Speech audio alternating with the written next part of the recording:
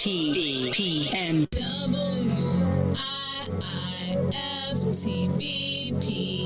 Media's just for you and me.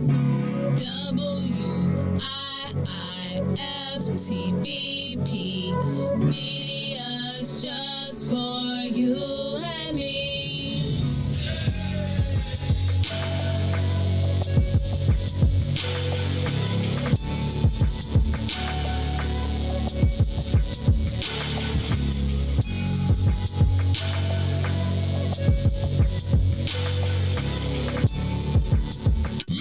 Jackson. If you could make up a social media holiday, what would it be? Randy said National Don't Let No One Put You Down Day. No one. What you gonna do? So when they say something crazy, you slap them? Be like me said. Randy said a Jukathon Day. Man, we're about 60 years old. I be done had a heart. You gotta get your heart rate up. Okay, not that far. All right, Mario said my favorite one. My friends and I do what we call National Call Off from Work Day. As a business owner, I don't. You don't like that, yeah. I don't like that. Because I'm the boss of this thing. We got Marcus Garvey Day from Remy too. Oh, Marcus Garvey Day. All right, what will we do on Marcus Garvey Day? Call off from work. I'm going to need you to go ahead and come in tomorrow. That would be great. Okay? Yeah, right. Every black holiday has something to do with calling off from work. You're cool.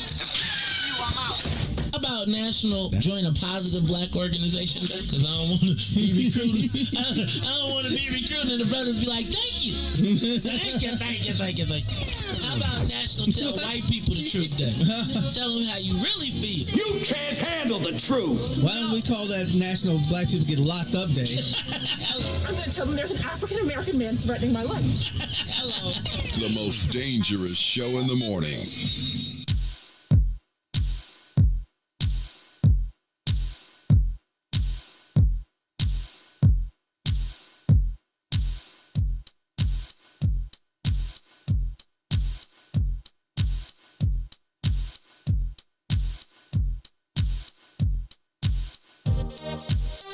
What's in it for the black people? What's in it?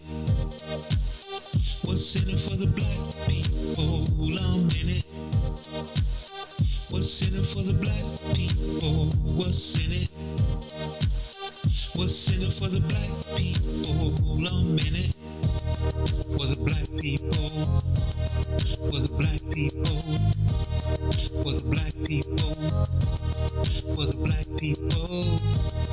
For the black people. For the black people. For the black people. For the black people. What's in it for the black people? Let's hear it. What's in it for the black people? Don't fear it. What's in it for the black people? Let's hear it.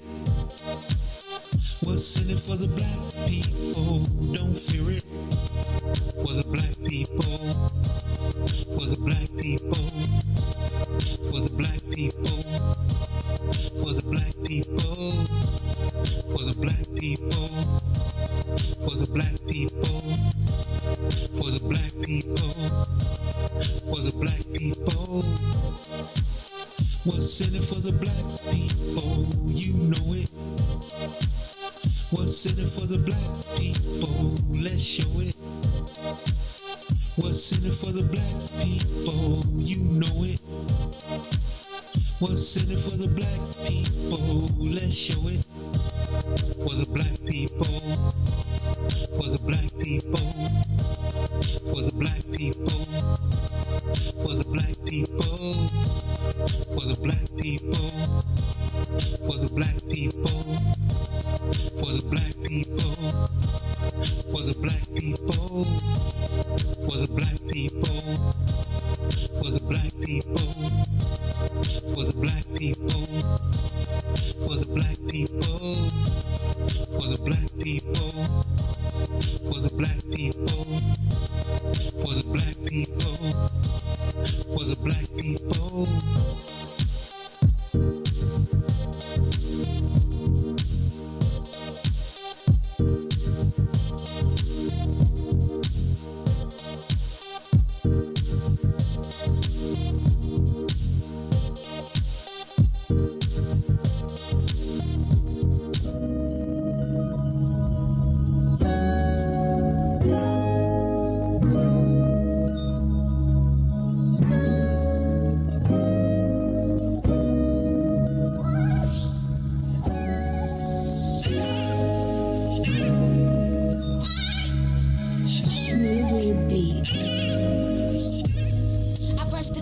Keep calling it.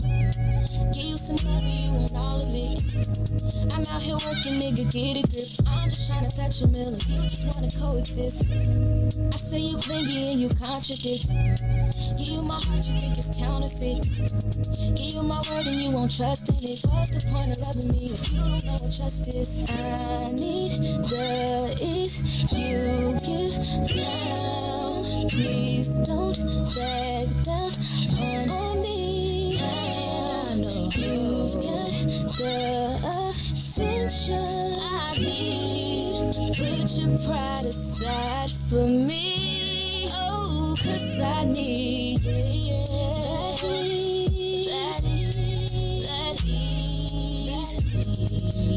ease. Put your pride aside for me. That ease. While I'm out trying to get that ease. Know that I need that ease. Put your pride aside for me, baby. You're insecure, it's driving me crazy. I'm trying to get it and you keep on saying you know my love is never enough. I put up with you for too long, now I'm over it. You want affection, I need money, I'ma call it quits. That ease, that ease, that ease. Put your pride aside for me. That ease. While I'm trying to get it, that ease, that ease. Put your pride aside for me. Put it aside, put it aside, put it aside, put it aside, put it aside. Put your pride aside, put it aside. On me. Put your pride aside for me.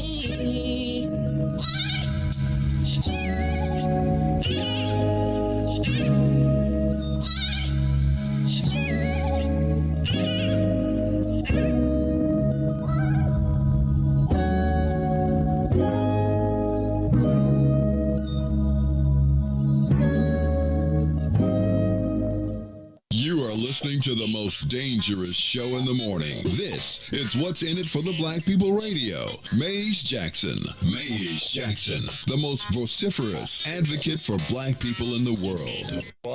For Ruthie Moore, for Todd Stoger, I am the host of the Meija Jackson Show, asking every single day, what's in it for the black people? And if you don't like it, you can still tell them Meija said, Mayor Lightfoot, man, we ain't accepting that. We ain't accepting that. Let's go. Yeah.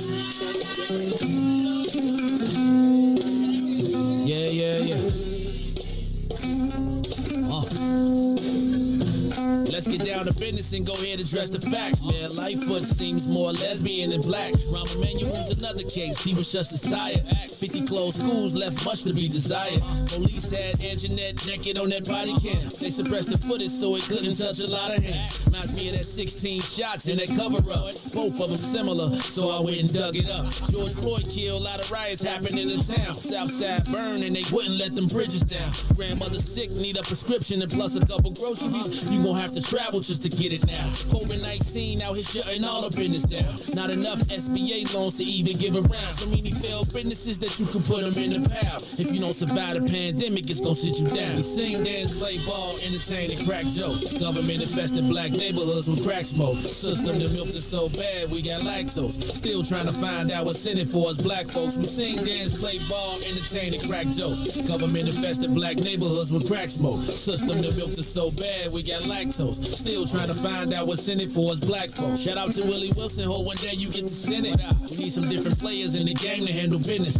Too many shady characters like Madigan and Blago. But when you really break it down, it's typical Chicago. City full of gangsters, it's what the land was built on. Same streets with hood legends, DNA gets spilled on. Carjackers out here lurking, trying to get they steel on. Looking for a block to put them Hellcat wheels on. Let us give bogus appraisals a red line. Car crackers out here getting minimal fair time. And up the seal carry, I stay with the pipe. But Illinois gun laws giving minimal rights. Stay up on the swivel, make sure I'm moving tight. Check all of my mirrors when I pull up to the light. Pick my homie up from out of town, man, he caught a flight. He was hella nervous, told him, shorty, this a way of life. We sing, dance, play ball, entertain, and crack jokes. Government infested black neighborhoods with crack smoke. System that milked us so bad, we got lactose. Still trying to find out what's in it for us black folks. We sing, dance, play ball, entertain, and crack jokes. Government infested black neighborhoods with crack smoke. System that milked us so bad, we got lactose. Still trying to find out what's in it for us black folks.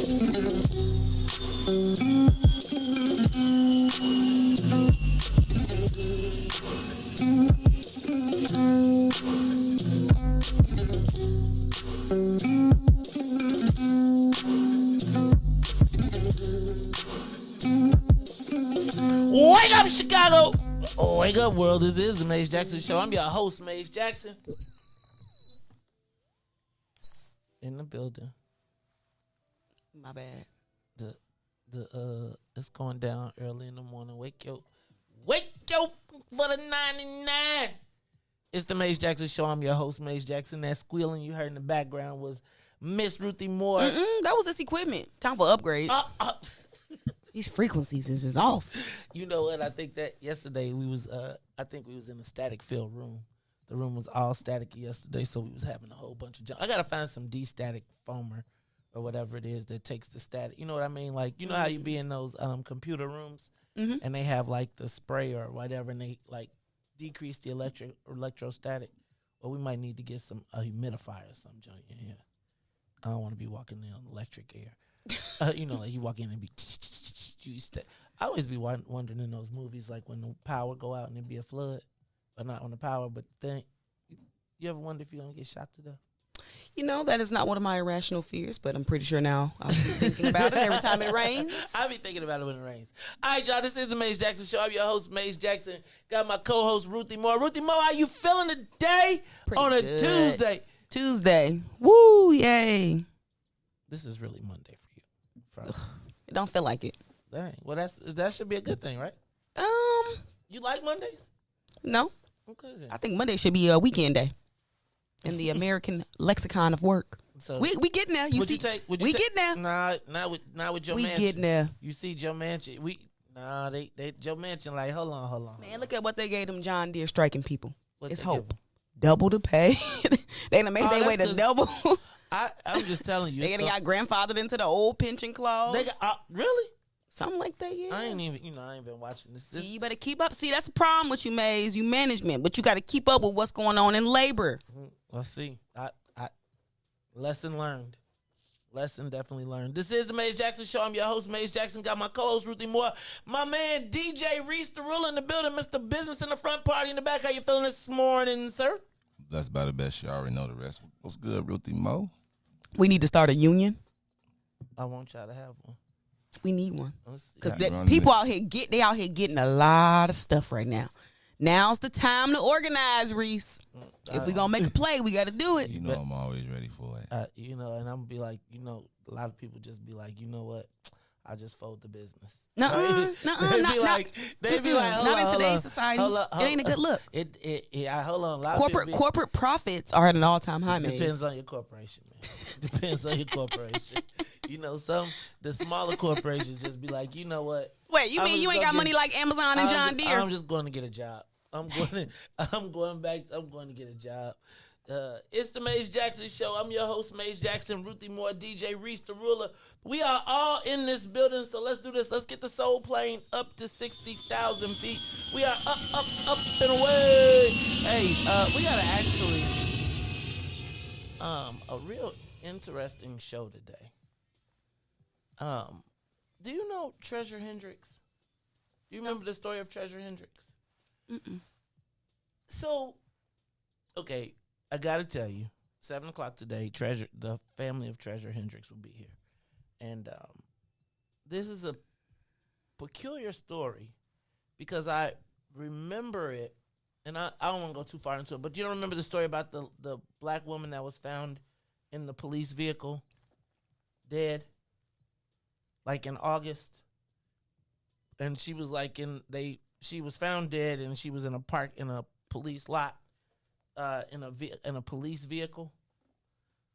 I was under the impression that she was got climbed into the back of a police van and got locked in, and nobody knew the van was back there, and she died. I was like, that sounds suspicious or suspect.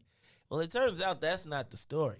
The vehicle that she found was an RV of a Chicago police officer, and she was found dead in that vehicle. So we're going to talk to the family today, because there doesn't seem to be very much concern or rational. Like, you know how you read a story and you be like, you just skim over, and I feel like I'm reading the story. I feel a bit like I am guilty of minimizing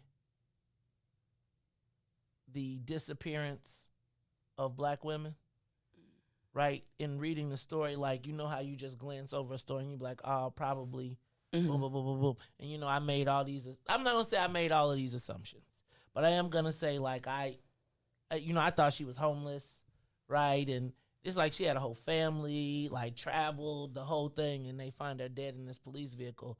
And when the story hit the news, it was kind of like, I don't know how to explain it, but I just felt like the more I read this story, I'm glad Tamiko brought it to my attention. We're going to talk to them today at 7:00. We're also supposed to be talking to Ken Meija Bell, who is the newly elected Democratic chair of the DuPage Democrats. But what's interesting is he's black. DuPage Democrats. Doubly, he's black and gay. So we're going to talk to him about it. I think it's interesting coming from DuPage, and we'll back up. Let's back up. In talking, when the person who set up the interview went to set it up, they were like, do you know Maze? And he was like, yeah, I get the emails about Maze, right? Because of the community. But I think this is an interesting and unique opportunity to have a conversation with a black, let's start here, black man who was elected to the chairmanship of the DuPage Democrats. Now, you understand, in DuPage County at one point was the land of milk and honey for Republicans. It has rapidly turned Democrat. But do you think, I was just thinking, do you get these same advantages as a black man, straight black man?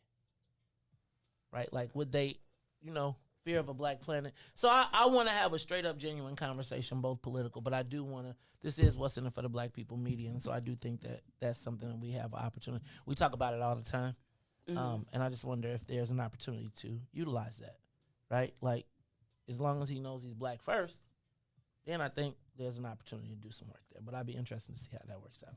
All right, so that's what we got coming in today. We've been kind of action packed lately. It's been like people dropping in, coming by, stopping around. It's like, must be election time. Get out my mind. Today is election day, though. I'm glad you reminded me. In Virginia, they said critical race theory is on the ballot. So check this out. This is what they basically saying right now.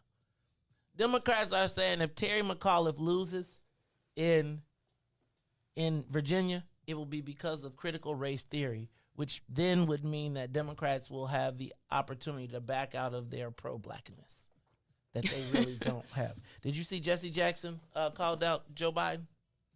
You should. This is what I want you to do. At some point during this show, I want you to read the Jesse Jackson story that's in the editorial that's in the Sun-Times. And then I want you to play back yesterday's show. Okay. And I want you to match them up. Or you can patch. You can. Shout out to Jesse Jackson. I'm gonna need some speech writing credits on that. Anyway, Mace Jackson show. Ruthie Moore, did you see the judge rules that the city cannot require vaccinations by 12/31? What you think about that? I think that these lawyers are getting richer and richer, and that's the people that's making all the money. It's the judicial system that got to process. Ooh, I don't like how you said that. I mean, from the top to the bottom. It's the wildest thing. I get it, but Jeezy Pete's talk about emerging industries. You know how many people getting rich, not just interpreting this, but writing the laws, lobbying the laws, repealing the laws, protesting the laws. Man, should have went to law school. It's not too late. It's not too late. I was recommending that to a friend of mine the other day, a young person who has a lot of runway. I still want to go to law school, but I guess I got to finish college first. I ain't taking no more standardized tests. You ain't got to. I refuse. You probably got the plug. You know you could. You know they don't even make you take the LSAT no more in some schools. Some. So go to UIC. That's John Martin. Hey, just telling you, we probably get the plug. All right. How about this one? The Feds. All right. It's been going down on the West Side, and it's probably about to get crackalating again. I don't know if y'all saw in the paper, and I'm not messing with this. I'm just reporting the headlines. I'm just reporting the headlines. That's all I'm doing. I am not involved in any way, shape, or form. Yesterday, Feds charged 13 traveling vice lords on the west side of Chicago for 19 murders over 20 years. Yeah, I'm going to leave that alone. Read it one more time. The Feds charged 13 traveling vice lords for 19 murders over 20 years. Also, yesterday, did you see not Joe Biden, I was about to say Joe Biden. J.B. Pritzker declared the state of Illinois, violence a public health crisis. Start getting your grant writers together, everybody. $250 million.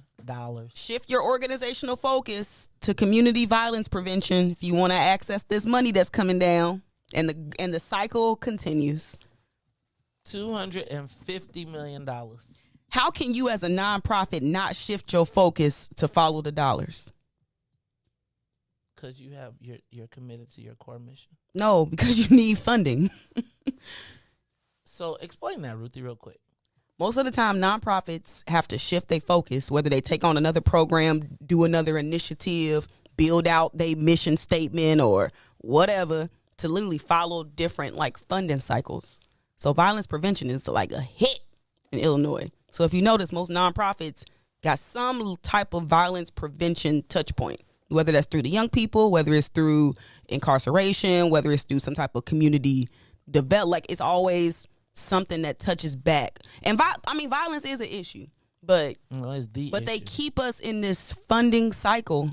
So you got these community orgs that's now more so focused on the funding So it's just a vicious cycle, because how do you execute your mission if you literally just bog down trying to chase these grant dollars? So that's interesting that you said that on the scale, because I used to tell in my practitioner of the dark arts days, I used to say, give them a grant, but make sure it's just a little less than they need, so that they always trying to stay on top of that and they ain't got time to be messing with you.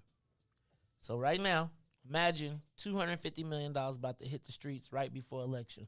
And I'm going to talk to you about it a little bit more, because I think it's a bit more nefarious than we think. How about judge tells Ed Verdoliak to report to jail at age 83? He got to go to a medical jail. Yeah, and it's all super nice. They was like, and he's got easy access to Mayo Clinic, so he's going to Rochester, Minnesota, where he'll be in a nice medical. Who paying that health insurance? You are. Because, he got $12 million off the tobacco settlement over black people. Off of black people, what they was doing to black people, he got $12 million finder's fee, which I think is actually fine. If I made you $250 million, I wouldn't mind. I think I should get $12 million. Like, I'm not tripping. But he is going to jail, which ironically is happening at the same time that the Verdoliak law firm is representing the Black Caucus in our remap fight. I asked yesterday, does anyone find any irony in the fact that the Verdoliak law firm is representing the Black Caucus 30 years after Harold Washington's death? As Lori Lightfoot said, Harold Washington's dream fulfilled. See, all they just go on Facebook and change the name. And then it's going to be, that was the law firm, but they didn't change the name. Man, shoot, I be listening to them Verdoliak law firm commercials. They'll make me want to hire them too. They be like, we got over $1 billion in settlements. So maybe at least maybe we need to hire them to get us some reparations. Now we need to hire Peter Francis Geraci. Oh, no, he got the most commercials. That's what I'm saying. That's what we need. We need to saturate the market with marketing, with commercials. Oh, Lord. Talking about reparations. See, that's part of our billboard campaign too. We're gonna put that in the mix too. All right. Did you see Jesse Jackson fell and is hospitalized in Washington D.C.? Yeah. Y'all take care of the doctor. He out there. He's still out there fighting with the people, right? Kyle Rittenhouse jury has been chosen. Now, are we supposed to be mad about the Kyle Rittenhouse thing? Because he shot 2 white people or 3 white people. Like, what's our role in this one? I think our role is to peep how he was treated when he got out. I think our role is to. I think his role is to remind us that Joe Biden played the whole family up there, in my estimation. Did Tennille say something's wrong with my mic? Am I cracking, popping? All right. Well, let me know. Let me know if that's what's going on. Closing arguments in the Four Corner Hustler case. LeBar Broman Spann, accused of multiple murders on the west side of Chicago. Again, just reporting the story, just reporting the news. I want no problems. You know something I was thinking about? I hope it ain't about this. It's not. It's kind of banally. Is how. So we're seeing a lot of these stories come out right now, and I'm just wondering who is documenting this so that they can have the life rights to make a documentary, a movie about this. Because I feel like that is what some of these people are doing. Like, they're gathering up this information, but it's really so that they can make some content about it. So stay tuned for the content and people who putting out the content. I'm just gonna say like this. I ain't got nothing. I just read the headlines. You ain't got to worry about me no more on this situation. I just told y'all what happened. All right? Nope. Look, we're going to take a quick break, and then we'll be back after these messages. This is the Meija Jackson Show. I'm your host, Meija Jackson. Got my girl, Ruthie Moore. DJ Riis will be back with the social media question of the day. The Meija Jackson Show will be back after this break. WIIFTBP.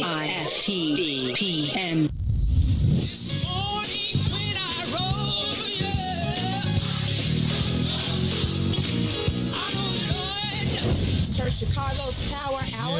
I'm your host, Angie Mims, and Terrence Keys, TD, a.k.a. Terrence Daniels. I wish I had one witness in the house. You got one. You got a couple of them. Got two T's. Give me a testimony. Oh, Lord. He's did it before. Oh, Lord. I got one better. I got 5 reasons. 5 reasons. Oh, Lord. He turned it around. Turn it around. He woke me up this morning. Oh, don't do this. Don't do this. Go number ahead. 4? He woke me up this morning. Come on, number 3. Come. He woke me up. Oh, Lord. He woke you up. That thing can touch you, but one of them 5s will get you. What's the second one? He woke me up. Yes, sir. Yes, sir. Oh, my God. And the number 1 reason. Number 1. Final answer. He woke me up this morning. He woke me up this morning. That's a testimony. That's a testimony.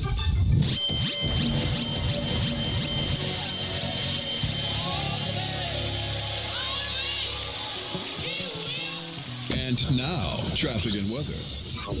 Yo, who said devotion has to be said? Good morning. What's in it for the Black People Media family? The time is now 6:33 a.m. and I'm Riis the Ruler with your Chicagoland area sports traffic and weather update.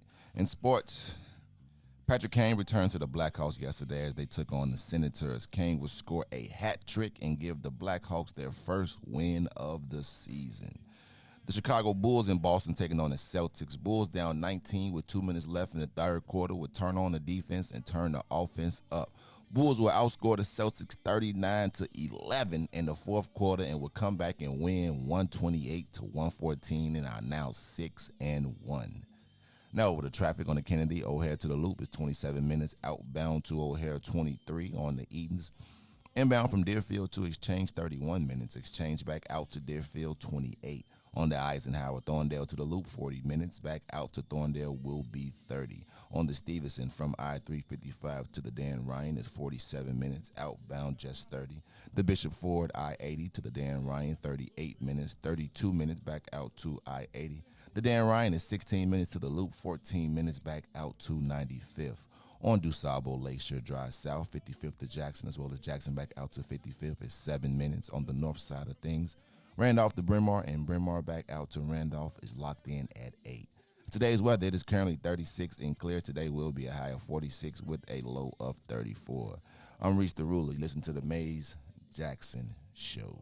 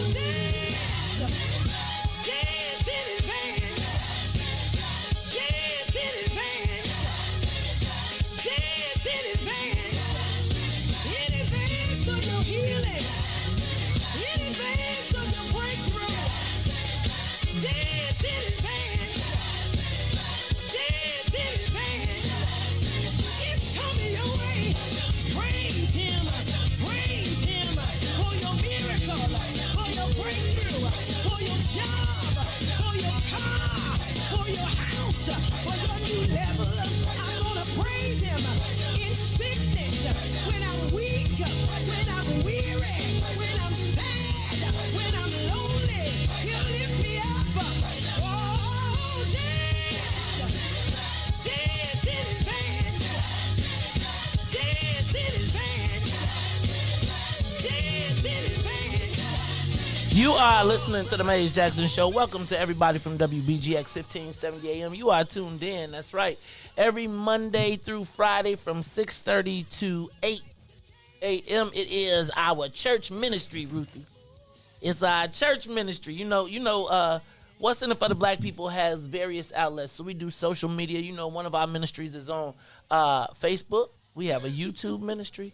We have a Twitter ministry, and we need to grow this Twitch ministry. Right? Let me tell y'all something. I need about 6 or 7 people, maybe like 10 of y'all, to go hit Twitch and get me. I gotta knock over some barriers so we can start unlocking some keys. And I don't promote Twitch very often. So in the next couple of days, we need to grow the Twitch audience because I just want to unlock some of the basic keys, and we might try a variety of different looks for our broadcast. But so if you are tuned in and you got, and I'm going to tell y'all probably could go from YouTube to Twitch because Facebook, YouTube kicking y'all butt now. They done decided that they are, it's like they going to make me switch the channel up here to the YouTube comments because they over there kicking butt. Now y'all do have it cracking over here on Facebook. Facebook is where you go if you ain't got nothing to do. Well, not if you ain't got nothing to do, but you can't do Facebook without comment. It depends on the level of engagement that you like, right? Right. So, but Twitch, I need y'all to wake on up. Man, them Twitch people be playing video games. They've been up all night. So they should just stay on up. Just tell them, go ahead, stretch it on out. We'll get you some cheat codes. Ruthie, find some cheat codes, and we're going to tell the Twitch people at 8. Ain't that what y'all call that? Twitch cheat codes, right? Don't y'all got like cheat codes? Can we put one on the screen and be like, this how you can play Donkey Kong and make it to the top? Like Super Miss Pac-Man? Y'all ain't had cheat codes for y'all video games. Yes, y'all did. No, you didn't. It wasn't no cheat code. No. Yes, y'all did. The thing is, you just didn't know about it. But it was like based on the controller, like up, left, down. But only the white boys knew. So is that how because I couldn't never get past 2 boards. You should have seen Dawn at the She was killing it. She was just playing Miss Pac-Man over at I was looking over her shoulder. Oh, you said that's right. That's right. Ruthie. Don't do it. I was there in the flesh. Ruthie. With my Bears, coach was on with my Bears gear. Yep. Ruthie. I was like, we was talking about you a little bit. Listen, I did right by y'all. I showed up, I showed out. Ruthie. And I got to see the spaceship. What spaceship? Tennille's. Oh, Tennille be tripping, man. Tennille, I told Tennille. I'm getting one. I feel like I might have to get one. You know what, Tennille's car, but the only thing with that car, you got to be parked. For what? You got to be parked because when it's time to go, you be like, wait, hold on, hit the battery. Hold on, how much juice we got? That's the only part. When it's time to go, when the shooting start, you be, I'm gonna get one. You be, hey, you just stay in the burbs. You live too close to the hood. You know what I'm saying? Mm-hmm. You ain't got that charge. Ain't nowhere to go. I ain't heard about no carjackings with them though. Right, that's true. Because that car they don't know. Well, or they know that you be like, car, come back home. They'll be like, I'm trying, bring it back home. I do. You tell it what to do. Right. Lock the car. Lock the cars in. Turn on the gas bubble. Turn on the gas. They're gonna be on the. They're gonna be in the Squid Games. Let me out! Oh my God, let me out! Tennille got play gospel music until the police arrive. Right. Tennille car like half the size of mine, and she be stunting though. She pull up like, look, my car take up the whole space, hers take half, and she be like, and people talk to you when you get in. Man, hi Tennille. Right, Tennille. I told you, but I'm telling you, when I get mine, because Tennille, it take Tennille a minute to get. I be having to push my sister. It's like I used to have to tell Tennille, we're not gonna get the last model iPhone. Oh, not iPhone, because we were Samsungers. No, I think her strategy is good because she tested it. You got to test it out. Like you shouldn't drop like the big bucks until you like. No. You know what? I like this and I'm willing to invest. Go You got to go all the way. Ruthie, no. No, you don't. You know what the worst? That's like buying a car with an AM radio. Maze. Now, Tennille's car, though, you know you could call it in and upgrade on the fly. Like, you could be like, I've decided I want heated seats. Right. Upgrade me. Right. See, you get the base. But that's crazy that you get in the car and they be like, you cold? You want the seats they want? We can for an additional $300 right now. We can turn on your heated seats in the back. Listen, I heard Teslas in the steering wheel. They got like these gauges that they can like gauge your mood. So when she touch her steering wheel, it'd be like mad. Why are you upset? You're today? fired. Did you fire someone today? That's mad. She be like, no, man. I'm gonna tell you. And my niece, my son, it's crazy when my son be looking at me like, Dad, you don't. I be like, you know, I'm like the trendsetter. And Tennille kind of out. She like my son be like, Dad, you should get a Tesla. I was like, dog, if you don't, we drive. Come on, man. We pull up to the light and people be like, oh, can I tell you about what happened to me the other day though? Somebody tried to race you? No one ever tries to race me. You know who tries to race me all the time? People with Dodge Chargers. People with Dodge Chargers be like, I got you, dog. I be like, no, you don't, dog. No, you don't. They be, whoa. I be like, them Hellcats. Whoa. I be like, you don't want this. Whoa. I be like, yeah, I want this. So let me tell you. You ever felt uncomfortable? A police officer pulled up on me. By the way, I got my car back, guys. $6,500. I went in for no repairs. It was all warranty work. They was about to hand it back to me and was like, oh, by the way. But boy, when I get that review. You know they had to get you for something. Right. So anyway. What was I about to tell you? I was about to tell you about the somebody rolled up on you. Oh, right. So I just got the car back there. Extra. Fixed it up, hooked it up. Super shiny. I'm on Madison. And police cars behind me. Like, damn. Now, I figure most of the times they don't hit me with the dope dealer, drug dealer thing no more. Mm-hmm. So usually if they know if you pulling me over, everything, all my papers legit. So you know how it go. Anyway, he pulls up on the side of me and he rolls his window down and he like signals me to roll my window down. Now, you know I'm a little nervous to roll my window down, but I'm trying to be pleasant because I don't want to be like mm-hmm. So I'm thinking he gonna tell me, hey, you know you got something hanging out you. He was like, that is really a nice car. I was like, thank you. He was like, no, I mean, that's really a nice car. How did you get that car? He was like, I could work my whole life and never be able to afford that car. Yes, he can if he a police officer. He probably extorted one anyway. Anyway. But as he was talking about it, you know what it made me think of? Did you ever see, and Sadiq does this so good. Did you ever see Django? Of course. Remember when Steven Jackson come out the house and be like, hold on, what is that doing on that nag? Mm-hmm. That nigga doing on that nag right there. Hold on, he could not focus on nothing else because he saw the black dude on the horse and he was like, who you think you on that nag? And he was dressed. Right. He was, man.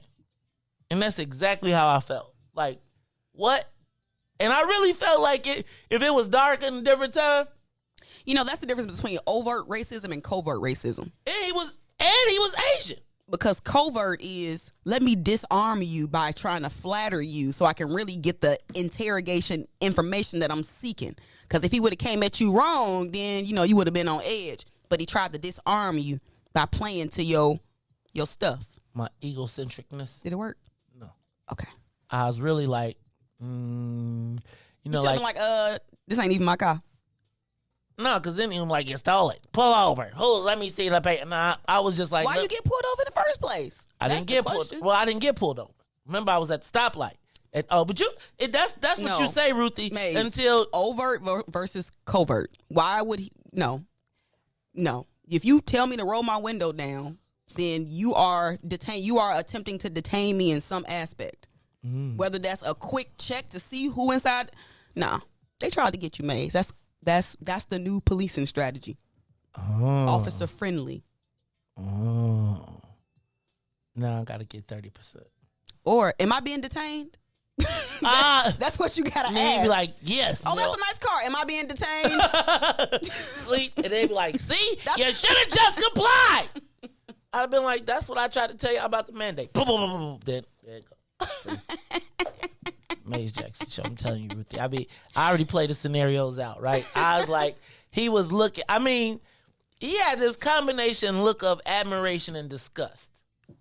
It was like, I mean, like, the whole way he did the whole, like, I mean, I've seen nice cars, and I'm not trying to be funny, and I'm not either, but,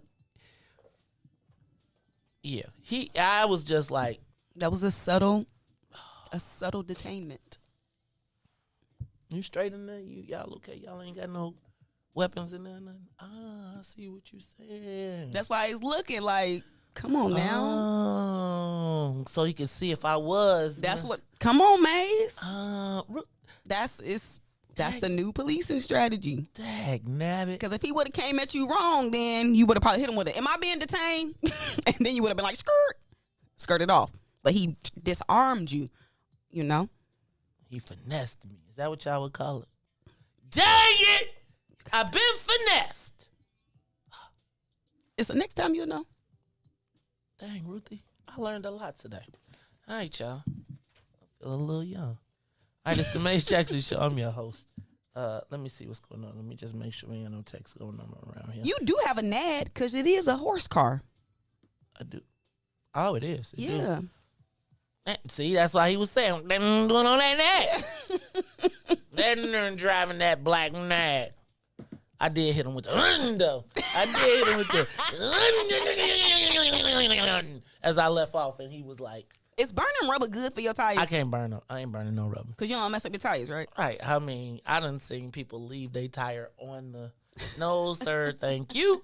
At $800 a pop, I will be driving them mugs as much of a drive for as one or just for all four. Where can you? No, Ruthie, for one. Are you serious? Mm-hmm. Plus rotating balance. No way, Maze. It is not that much for one tire. Whoa. Is them Pirellis? That's the only tire. I just know Pirelli are good tires. Something Centaur, something bloody whoop-de-wham. Anyway, they play you. Like it's a money pit. But I can't wait to get that survey because you know they called me right after I left. Like, you're gonna get a survey, and please, I'm gonna be like, are you the type that need all four of your tires to match, or will you gonna replace this one? It's gonna look different. You rotate. You just rotate two. They you take it. Well, now really they kind of go at the same time. Dang. You gotta have it on the schedule. You gotta be like, it's coming. You be like, it's coming. It's coming. You just gotta know. You gotta know it's coming. That's the type of expense that you don't even know because you like, man, I'm finna go get me a nice car until you gotta get the oil changed. That's why I try to tell people get the tire changed. $1,200 for oil change. So you gotta kind of do. You have to. Do real people research. I was watching this show the other day and they were saying how the unintended costs of a vehicle or when you buy stuff. Like they say, okay, you say you can make the $800 payment, but then nobody tells you that when you buy the car that you're not getting the $10 valet or the $15 valet no more. They're going to hit you with you want me to park it up front? Right? Well, you be like, hold on. Nah, just go put it in the back. Right? Whoa. They hit you with then you think about all of the little maintenance stuff. And it's probably about $850, something like that, close to that. It would take me 4 years to get new tires because I'm getting one per year. Oh God! All right, y'all. This is the Meija Jackson Show.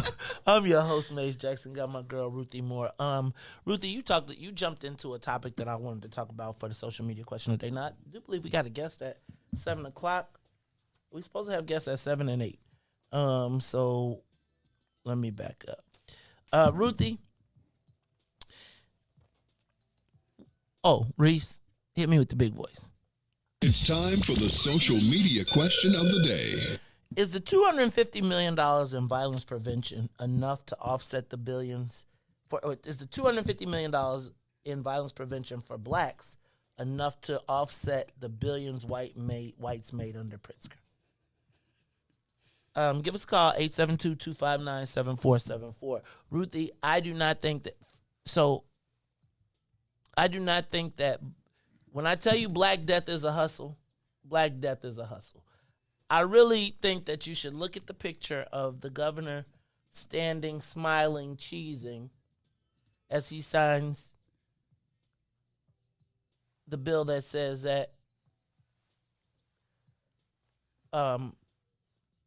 violence is a public health crisis. That's not a laughing or smiling matter to me, firstly. Secondly, I think that $250 million seems like a lot until you realize that that's what he spent on his campaign last time. Right? And for $250 million, what essentially happens is that all of the people that could potentially be upset will now spend the next 3 to 4 months vying for those government grants. Now, so here's the challenge. I don't want to be against any of our people that are making their money on the violence prevention or who have made it their business. I'm not even going to trip on that. But I do think that we as black folks need to be cognizant of the timing of when this happens. So now, even as white corporations make $100 million a month and up on cannabis, that's just cannabis, all of us will be scurrying to get this limited pool of money that will be distributed over the course of a year. Even as we just saw that the video gaming industry was making $120 million per month. Per month. Think about 2 months for just 5 people. Per month. For 5 companies. 5 companies. And to us, $250 million, which will essentially shut down any opposition that the governor has, any organized opposition that the governor could have. I just need for you to understand I'm not tripping at all on any of our people, but it seems to me that only makes violence more beneficial. I also think that it creates competition amongst our people. Oh, the biggest single pool of money hitting our community is over violence prevention. Which means that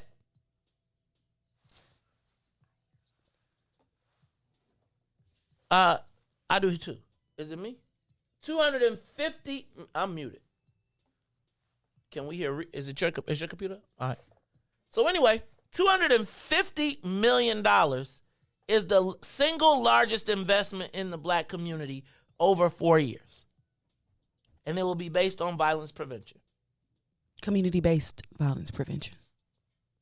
Which usually the people that are the community-based are often the most vociferous. Right? The warriors, the boots on the ground. It's like, let me organize them for me before they organize against me. Exactly. And so now I gotta this is where me, Meija Jackson, as a businessman often come into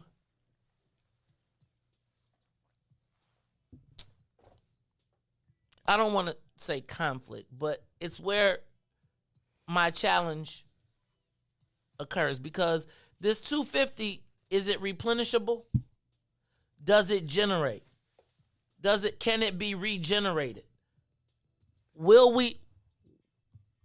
Violence has been increasing in our state and in our city for the last 4 years, which coincides with, again, cannabis expansion, gaming expansion. They now have the ability to bet on our young people. They have figured out a way to profit off of everything that's happening. And I just need for y'all, think about the gravity of the fact that the governor spent $250 million on his campaign to get elected. We got a cannabis industry that's booming. Not the biggest, but it's booming.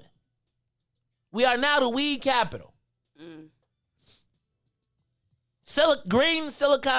Green Valley, whatever they call it, right here in Chicago.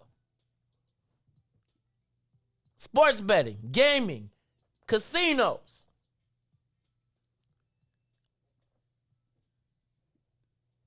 Is the $250 million enough to make us forget the billions of dollars that was made under the J.B. Pritzker regime? Am I crazy? No, you are not crazy. And this is just the game of whack-a-mole. Illinois political whack-a-mole. Any calls? Anybody got anything to say? Nobody? $250 million enough to make you forget? I feel like all of our eggs are in the violence prevention basket. And the data basket, because it's called the Reimagined Public Safety Plan, a data-driven and community-based violence prevention strategy. How much do Arnie Duncan get? He finna get some. Oh, no, remember Arnie Duncan was like he wanted a piece of every cannabis sale. Seemed like they might have got it for violence prevention. And again, here's the thing. Put the pieces together, Maze. They're now opening an office too. Right? So there's going to be an office surrounding this, which means that they're going to control the infrastructure to distribute the funds. They said, stay tuned for the grant application process. But essentially what it becomes is the opportunity during this process. It says, through the Reimagined Public Safety Plan, the state is also creating a new Office of Firearm Violence Prevention. We can't get an Office of Black, which Pritzker said will give technical assistance, training, and policy recommendations to Illinois communities with the highest rates of gun violence. Sound like a new spot for some gatekeepers to get paid doing something. It's the Maze Jackson Show. We'll be back after these messages. The Maze Jackson Show will be back after this break. WIIFTBP. Oh, man. They done messed around and gave New Era Chicago their own radio show. What they do that for? You done messed up! So what we doing, bro? Man, we talking about power. Did you say power? Not rights and equality, but power. We ain't begging, we building. In that order, Chicago, and we got dope segments. Hey, yo, sis, holla at them. Peace and love, family. It's Sister E of New Era Chicago in the building, dropping the statistics, holistics, and of course the ballistics. Good for the mind, body, and the soul. Let's get it, family. And this your boy D Cook coming with straight facts. If you don't know, now you know. And this is your other sister, Omo Oya Music, coming in peace, love, and light, getting real with my people so we can quit with the bull spit. And this brother E, and I'm gonna wrap it up with the power surge. Listen, this going down every Wednesday night, 5 to 6 p.m. Tell a friend to tell a friend. It's the Black Power Hour, New Era Chicago Radio on What's in It for the Black People Media. All power to the people. All power to the people. All love it. Yeah, I love being black. Hey, do this for my people. And now, traffic and weather. Good morning. What's in it for the Black People Media family? The time is now 7:02 a.m. and I'm Riis the Ruler with your Chicagoland area sports, traffic, and weather update. In sports, Patrick Kane returned to the Black Hawks yesterday as they took on the Senators. Kane would score a hat trick and give the Black Hawks their first win of the season. Over to the NBA, the Chicago Bulls in Boston taking on the Celtics. Bulls will be down 19 points with just over 2 minutes left in the third quarter. Wood stormed back and the Bulls would outscore the Celtics 39-11 in the fourth quarter and win 128-114. And the Bulls are now 6-1. Over the traffic on the Kennedy. O'Hare to the Loop, 41 minutes. Outbound to O'Hare will be 25. On the Edens, Deerfield to Exchange, 46 minutes. Exchange back out to Deerfield will be 30. On the Eisenhower, Thorndale to the Loop, 48 minutes. Back out to Thorndale, 38. The Stevenson from I-355 to the Dan Ryan is 56 minutes. Outbound will be 36 minutes. The Bishop Ford, I-80 to the Dan Ryan will be 41 minutes, 37 minutes back out to I-80. The Dan Ryan is 18 minutes to the Loop, 14 minutes back out to 95th. On DuSable, Lakeshore Drive South, 55th to Jackson is 9 minutes. Jackson back out to 55th will be 7. On the north side of things, it's still locked in at 8 minutes. That's Randolph to Bryn Mawr, and Bryn Mawr back out to Randolph. Today's weather, it is currently 36 and clear. Today will be a high of 46 with a low of 34. The sun will rise today at 7:23. I'm Riis the Ruler. Now here's Interstellar on the Meija Jackson Show.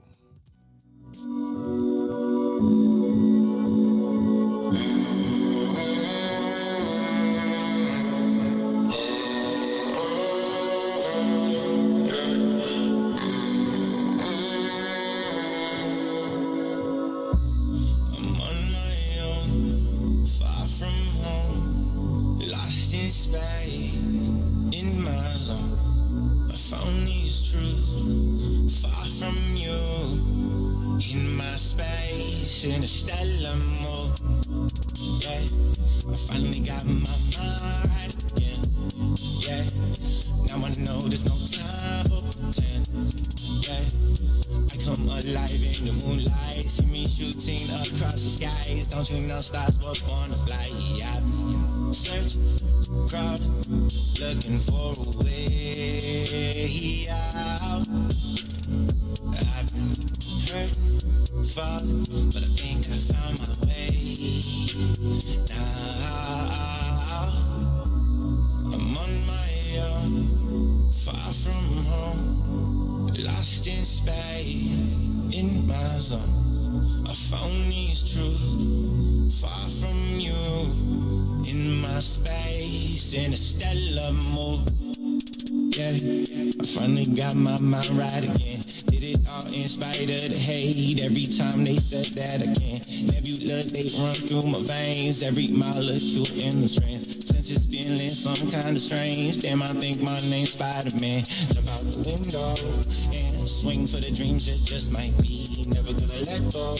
No, to the man in the mirror look like me. Drifting through the cosmos, far away from your lies. I realign all my goals. That's a constellation of mine, yeah. I've been searching, crawling, looking for a way out. I've been hurting, falling, but I think I found my way now. I'm on my own, far from home, lost in space, in my zone. I found these truths, far from you, in my space, in a stellar mode.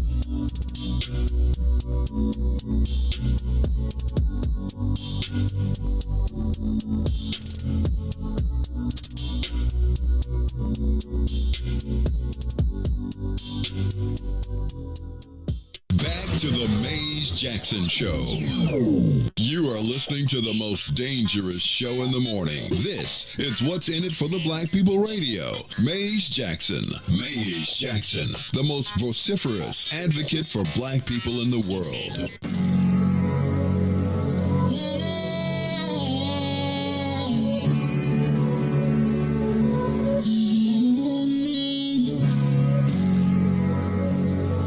Ooh.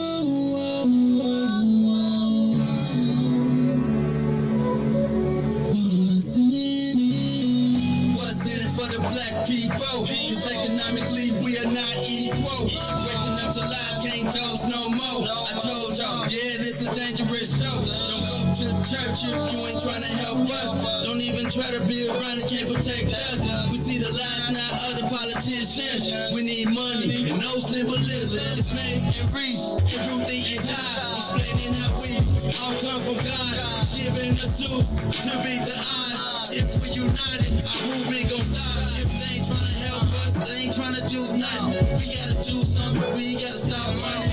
It's time to confront the problem. Really, you expect, you oppressed, it's all wrong.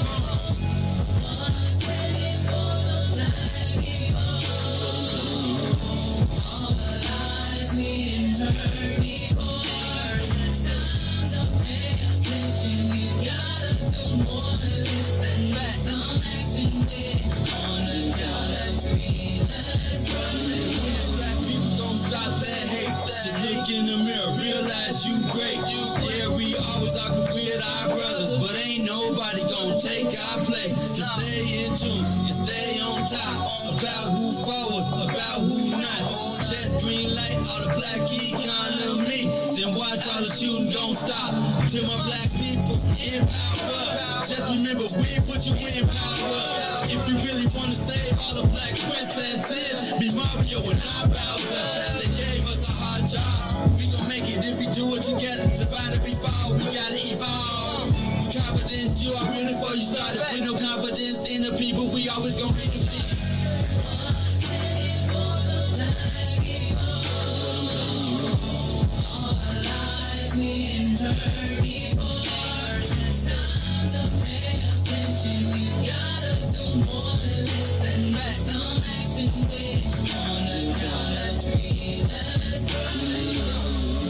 What's in it for me? What's in it for you? Who's telling the lies? Who's telling the truth? Black people realize the sun shines for you. So stop the divide. See what melanin do. What's in it for the black people? All the lies we heard before. You gotta do more than listen.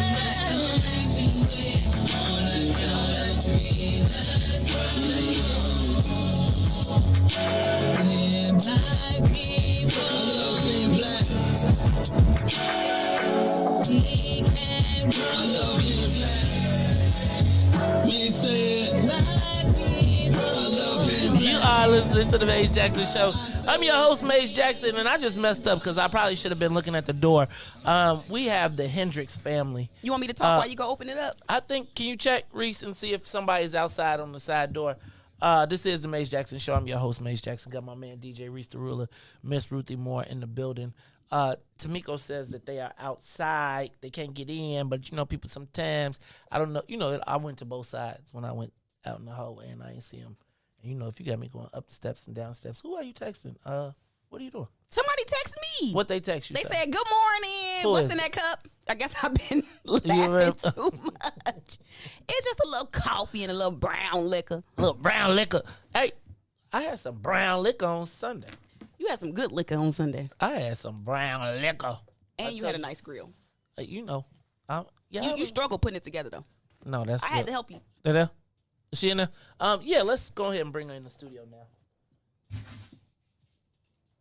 Y'all, I'm sorry, that sounded all loud. It was like, come on in the studio. Come on in the studio, Miss Hendricks. Come on in, close the door. Good morning. Welcome to the Meija Jackson Show. What is that? Oh, that's you. Have a seat right there and make yourself comfortable, and we'll get you set up. You get yourself comfortable, put your headphones on and all that stuff, and then we'll get you brought in. We're going to continue the conversation. Huh? Okay. So got it. So we'll get all of that together. I'm gonna let you make sure I'm straight when I bring you in. So you get yourself together and ready, and you can take off your mask if you want to. It's up to you or not, right? And you can put the headphones on, take your coat off, get comfortable, take your time. You'll be okay, and then we'll bring you in. This is the Meija Jackson Show. I'm your host, Meija Jackson, and look, y'all. This is gonna be an action-packed hour, and I guess I don't want to describe. I need to make sure that we temper this properly, because we are going to be talking about I guess like we gotta call it the I'm gonna say the death now, and I'm gonna let Miss Muhammad break it on down for us. But the story, goodness gracious, I done lost my notes. Of Treasure Hendricks. We're waiting on Tamiko Holt to get here as well. But you don't have to wait on Tamiko to do the show. Wait, is that a police star? Oh, put your headphones on. Put the phone down. She'll be here. Okay. You all good. Put your headphones on. You comfortable? All right. Look, we getting ready to start this conversation. Now let me get you what's the matter? Okay. So let Tamiko handle that. All right? We're going to let Tamiko handle that. And we are going to get ready to get started. We're going to talk about the story of Treasure Hendricks. And I'm going to actually just ask you to tell us the story directly. But I recall seeing the story on the news back in August. Just a very, very quick, brief mention on the news about a young woman who was found in a police vehicle. And I'm going to be honest with you all, and I probably did not take it as seriously as I needed to at the moment. And I remember when Tamiko was hitting me up and she was saying, look, I'm about to get into this story because there's a lot that's going on that just doesn't make sense. And as we talk about the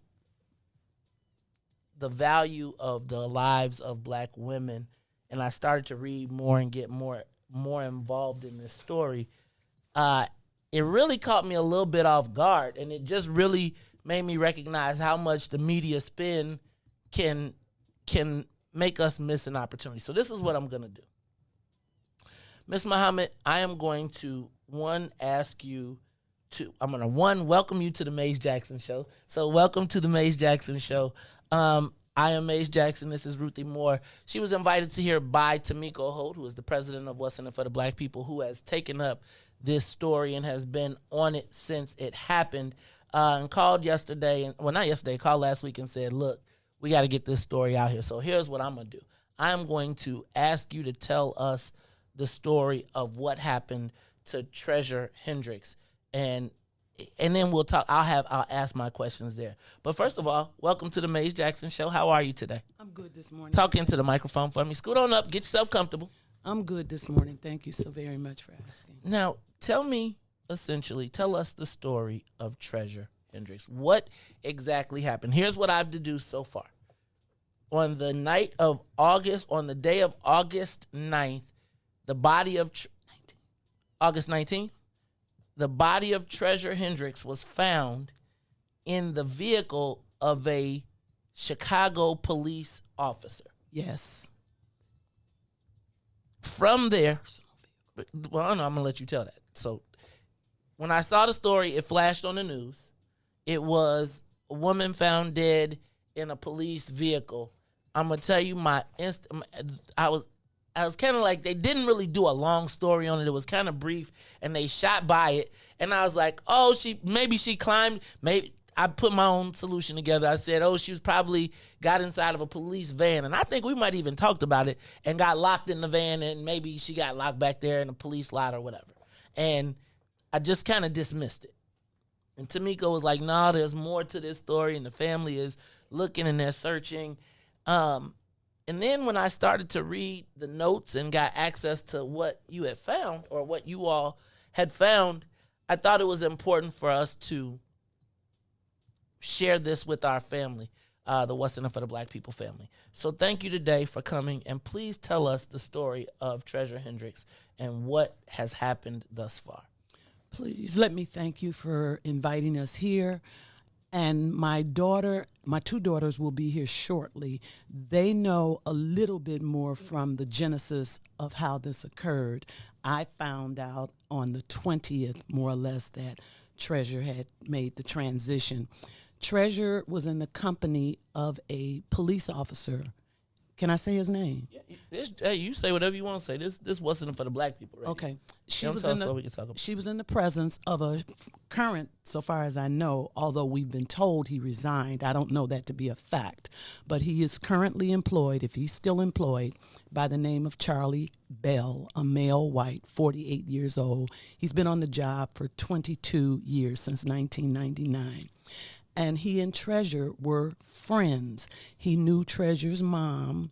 He knew Treasure's younger sister by 5 years. And so we didn't know what had happened to Treasure.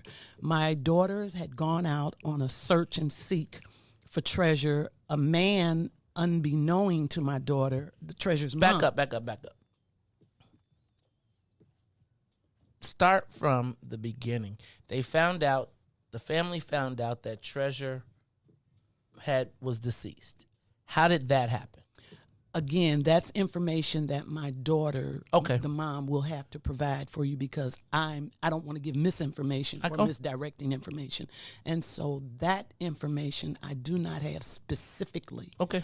But what I know is that Treasure had been in the company of this police officer, Charlie Bell, and another friend of hers by another friend, meaning she knew one person and became acquainted with the second female who was cousin to the first person that she knew. Okay. So she was with the newest of these female friends and Charlie Bell at a pizza parlor place on Halstead and Randolph, I think is.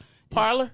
Yes. Parlor Pizza. Yes, sir. Which, by the way, was just, I'm not connecting this, but Parlor Pizza, if you just saw it, that was the pizza place that was shut down. There were 3 locations that were shut down this week or last week over tax evasion. Go ahead. Okay. Or not tax evasion. We don't know. The Department of Revenue, Illinois Department of Revenue shut them down. We don't know what it is. I don't want to be accused of slander. Go ahead. So Treasure had been in the company of this Officer Charlie Bell and in the company of this other young lady by the name of Kiana Davis, also known as Kilolo. And Kilolo wants to be a quote-unquote baller shot caller. That's what I've heard her referred to as. She is a drug seller, known drug seller in the 15th district of which she resides. And so these are the 2 last people that the family knows that Treasure was in the company of. And so around 9 or so, there's been conflicting times as to when Treasure came in contact with Charlie Bell again, having called him, he alleges, asking if she could come. Pause. Riis, there's more people at the door. Could you get them for me, please? Thank you. Okay, go ahead. Asking if she could come to his site location, which is a temporary home for him. It's a RV camper, a maybe 29 or 30-foot camper at a lot at 1458 West Southwestern. That's where this camper was parked. And Treasure allegedly called Charlie Bell asking him if she could come to him. For what reason, I don't know. Charlie Bell welcomed her there as they were, quote-unquote, friends, had known each other for years. And this is the last time Treasure was known to have been alive, was in his company. The morning of the night, this was on the 18th of August. The morning of the 19th is when Officer Bell awakened to find Treasure unresponsive. He's claiming that he did CPR until the ambulance unit got there, which we're not really clear that happened. So either. back up. What is 1458 Southwestern is what? A parking lot where trailer tractors park their semis, and they also park the cabs to those semis, like a rental place. Okay, I know exactly what you're talking about. That's right across. Okay, I know exactly where it is. It's where they do the, they got the overhead, I know exactly what you're talking about. I don't know. I've never seen the Okay, place. I have. I know exactly what you're talking about. Okay, go ahead. And so this is where Treasure was discovered by the owner of this recreational vehicle. And so he alleges that he attempted CPR on her and that she had did a copious amount of puking and stuff. But we don't know that to be true either, because none of the police have claimed that they saw any puke or remnants of puke or odor of puke. And I just don't know how much time Charlie Bell, would have had to do all this cleaning up that probably would have been needed to allow police to come in so that they're not slipping and sliding in puke, quote unquote. So it's just been a very daunting experience dealing with the police. They have not been forthright with us. They have not been forthcoming with us to assist us in any kind of way. And when I say us, I mean the family. And my family had made some flyers and put them out on social media as well as on posts and cars and stuff. And what were the flyers about? The flyers were asking for anybody who had any information about having seen Treasure during that time period that she went missing off the radar, or if they knew of anything that they could share with the police as well as with the family, so that we could kind of put some puzzle pieces together. We're working at the edges of this puzzle, but we're missing a whole lot of pieces. We can't put this together. So help me understand. So they knew Treasure went to Charlie Bell's. Yes. Do we know what Treasure went to Charlie Bell's for? No, we do not. How long was she at Charlie Bell's until she was discovered deceased? Charlie Bell has given conflicting times, but I will hang on the 9 p.m., between 9 p.m. and 10 p.m. that she arrived at Charlie Bell's travel trailer, yes. And at what point was she reported deceased? How long after that 10 hours? Was it days? No, it was the next morning. Charlie Bell alleges he woke about 8:30 in the morning, not having slept with her. She slept in a bed, and he slept in a bunk, or overhead, some kind of bunk that's near where the steering wheel is. They have a facility that he claims he slept. He said he got up approximately 8:30 that morning, went to check on her, and found her to be unresponsive. Now, this is a Chicago police officer. Yes, sir, it is. And he's living in a trailer on a parking lot. Now, let me ask you. One of his living residences, because he owns a couple, 2-3 buildings that he has turned into Airbnbs and condominiums of some sort. So he has money stream coming from other places besides the police department and that trailer. I don't know why he chose to stay in that trailer, or when he chose to stay in that trailer, or the reasons. Okay. Now tell me, where is the investigation? So what happened after they discovered Treasure passed? Did the police come to you? No, sir, they did not.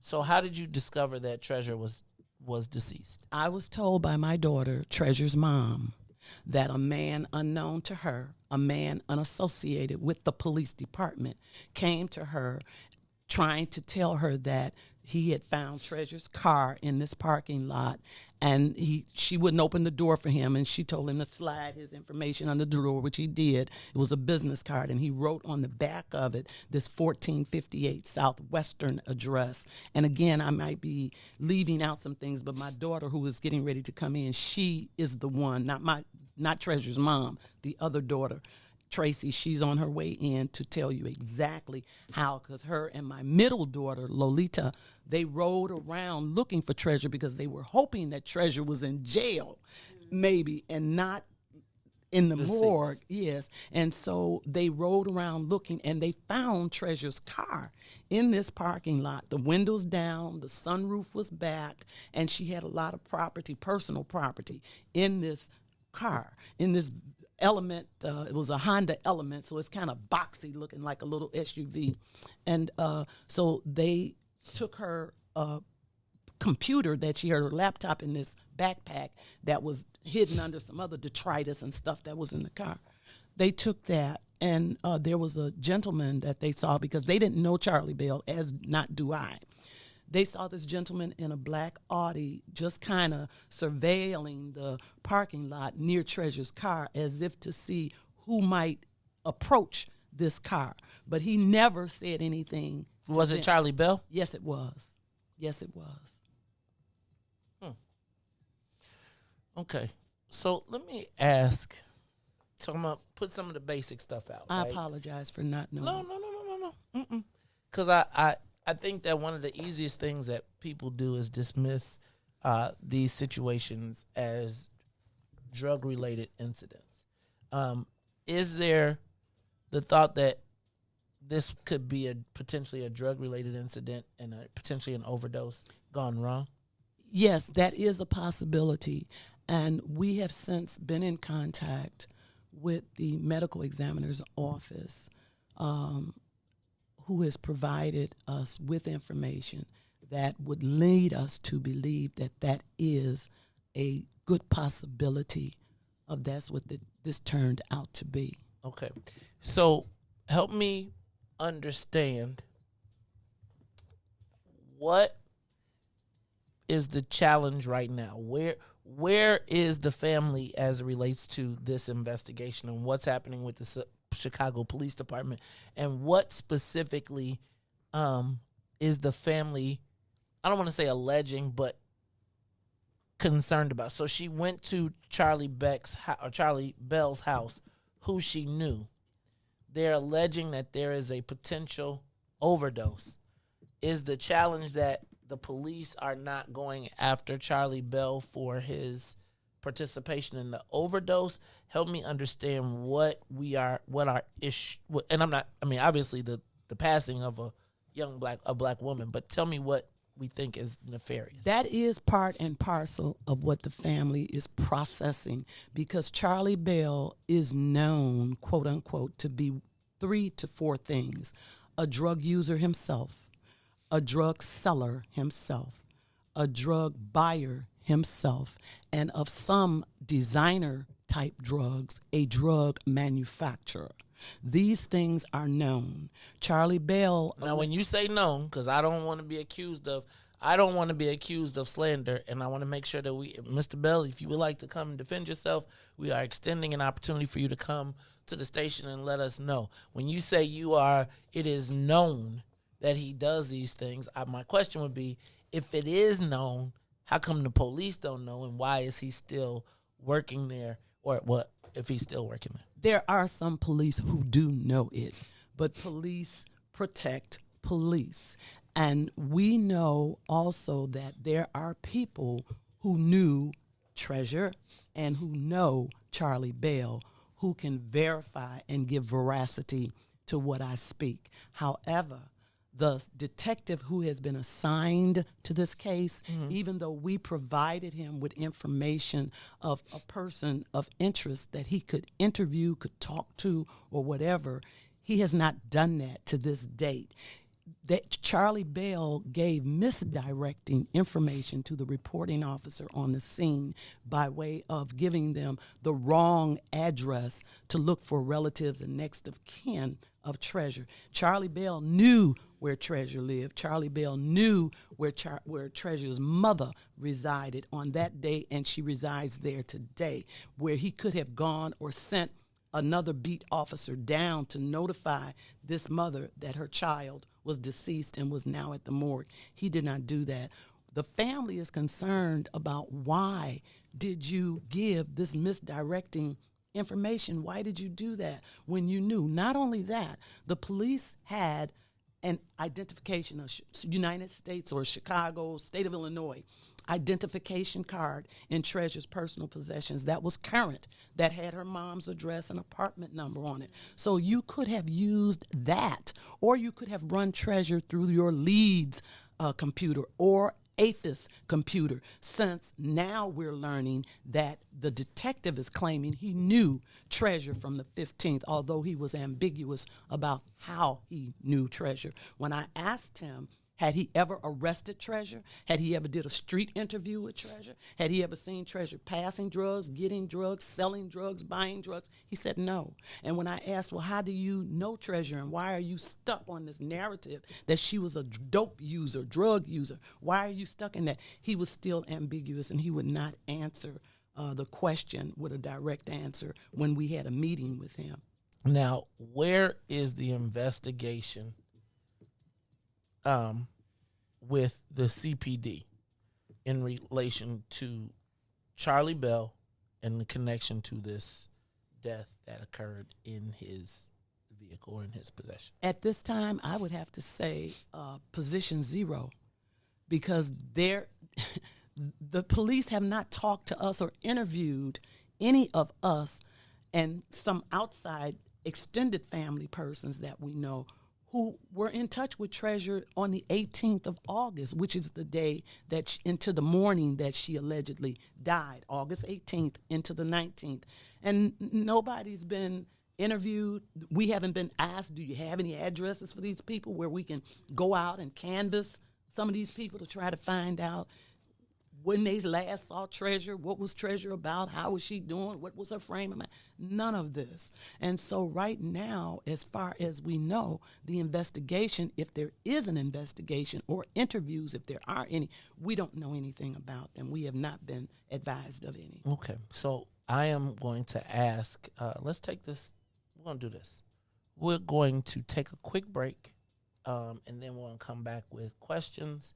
I got some questions, and I want to figure out how can we help in this situation, because it seems to me that what we got right here is that the police officers seem to be looking out for the police officers in this case. Is that what That's what I'm alleging. I'm the grandmother, and yes, I truly, truly believe that I can be proven wrong, but I'd like to be. And is there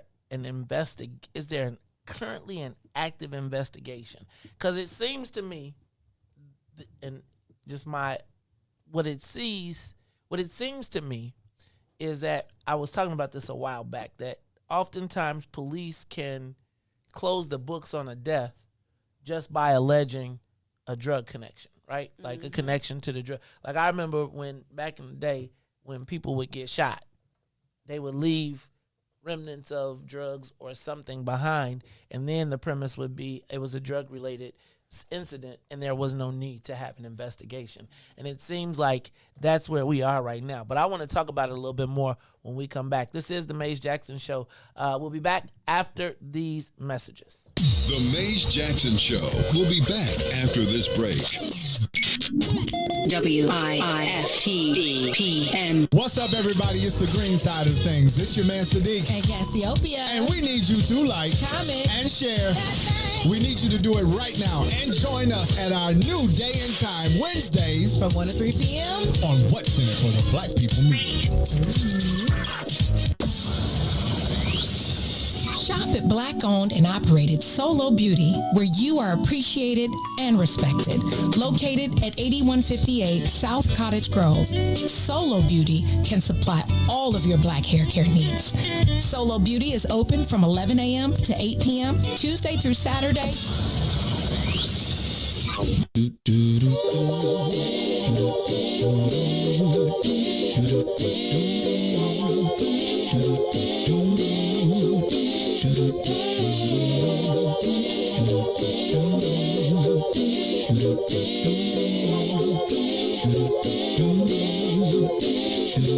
Well, sometimes I go out by myself and I look across the water,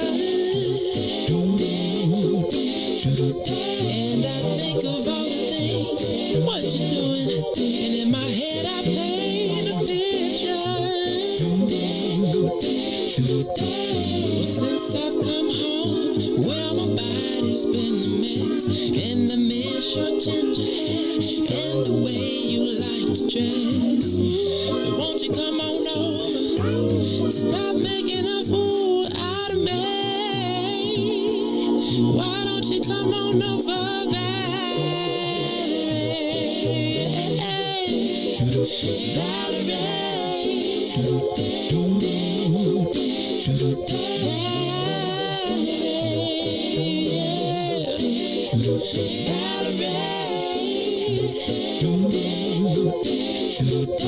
Did you have to go to jail?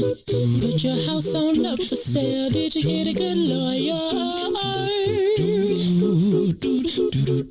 I hope you didn't catch a tan. I hope you find the right man who'll fix it for you. And are you shopping anywhere? Change the color of your hair. Are you busy? And did you have to pay that fine that you've been dodging all the time? Are you still dizzy? Oh, yeah. Since I've come home, well, my body's been a mess. And I miss your ginger hair and the way you like to dress. Won't you come on over? Oh, stop making a fool out of me. Why don't you come on over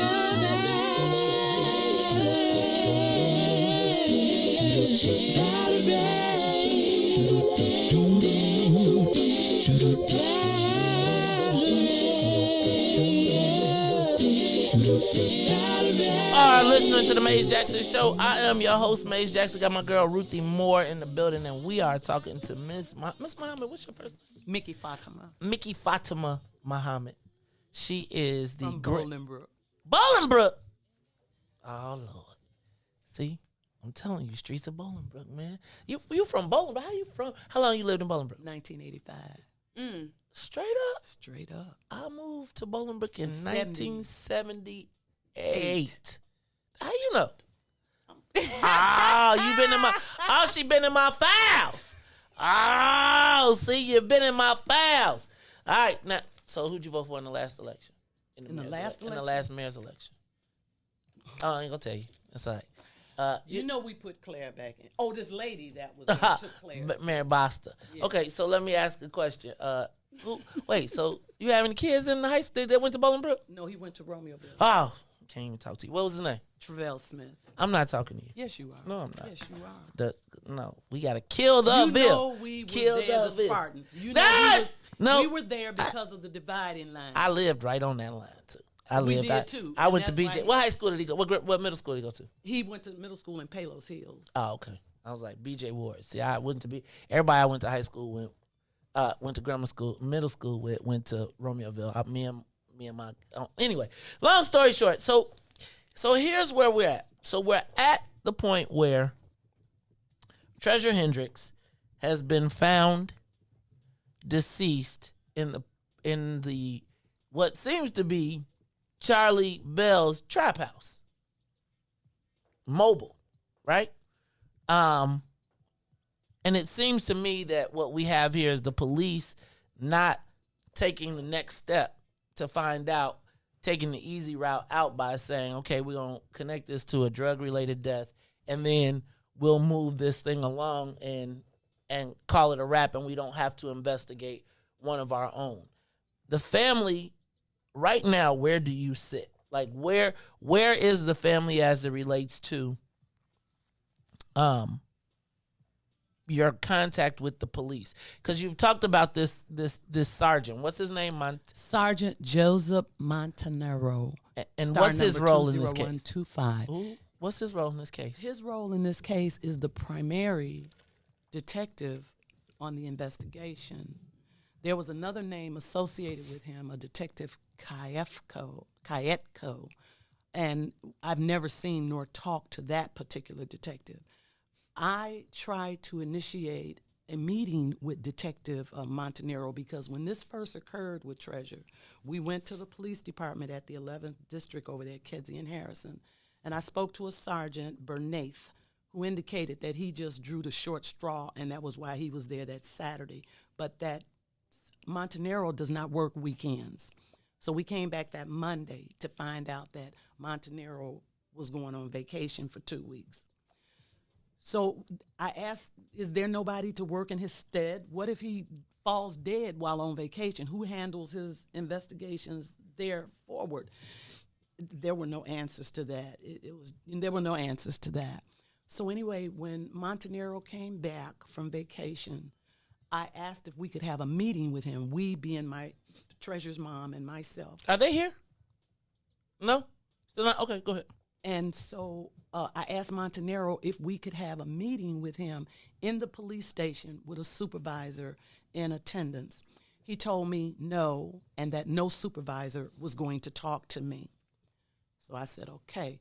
So then he suggested, let's have this meeting at your daughter's house, Treasure's mom. So I told him, I said, well, that was not amenable to us.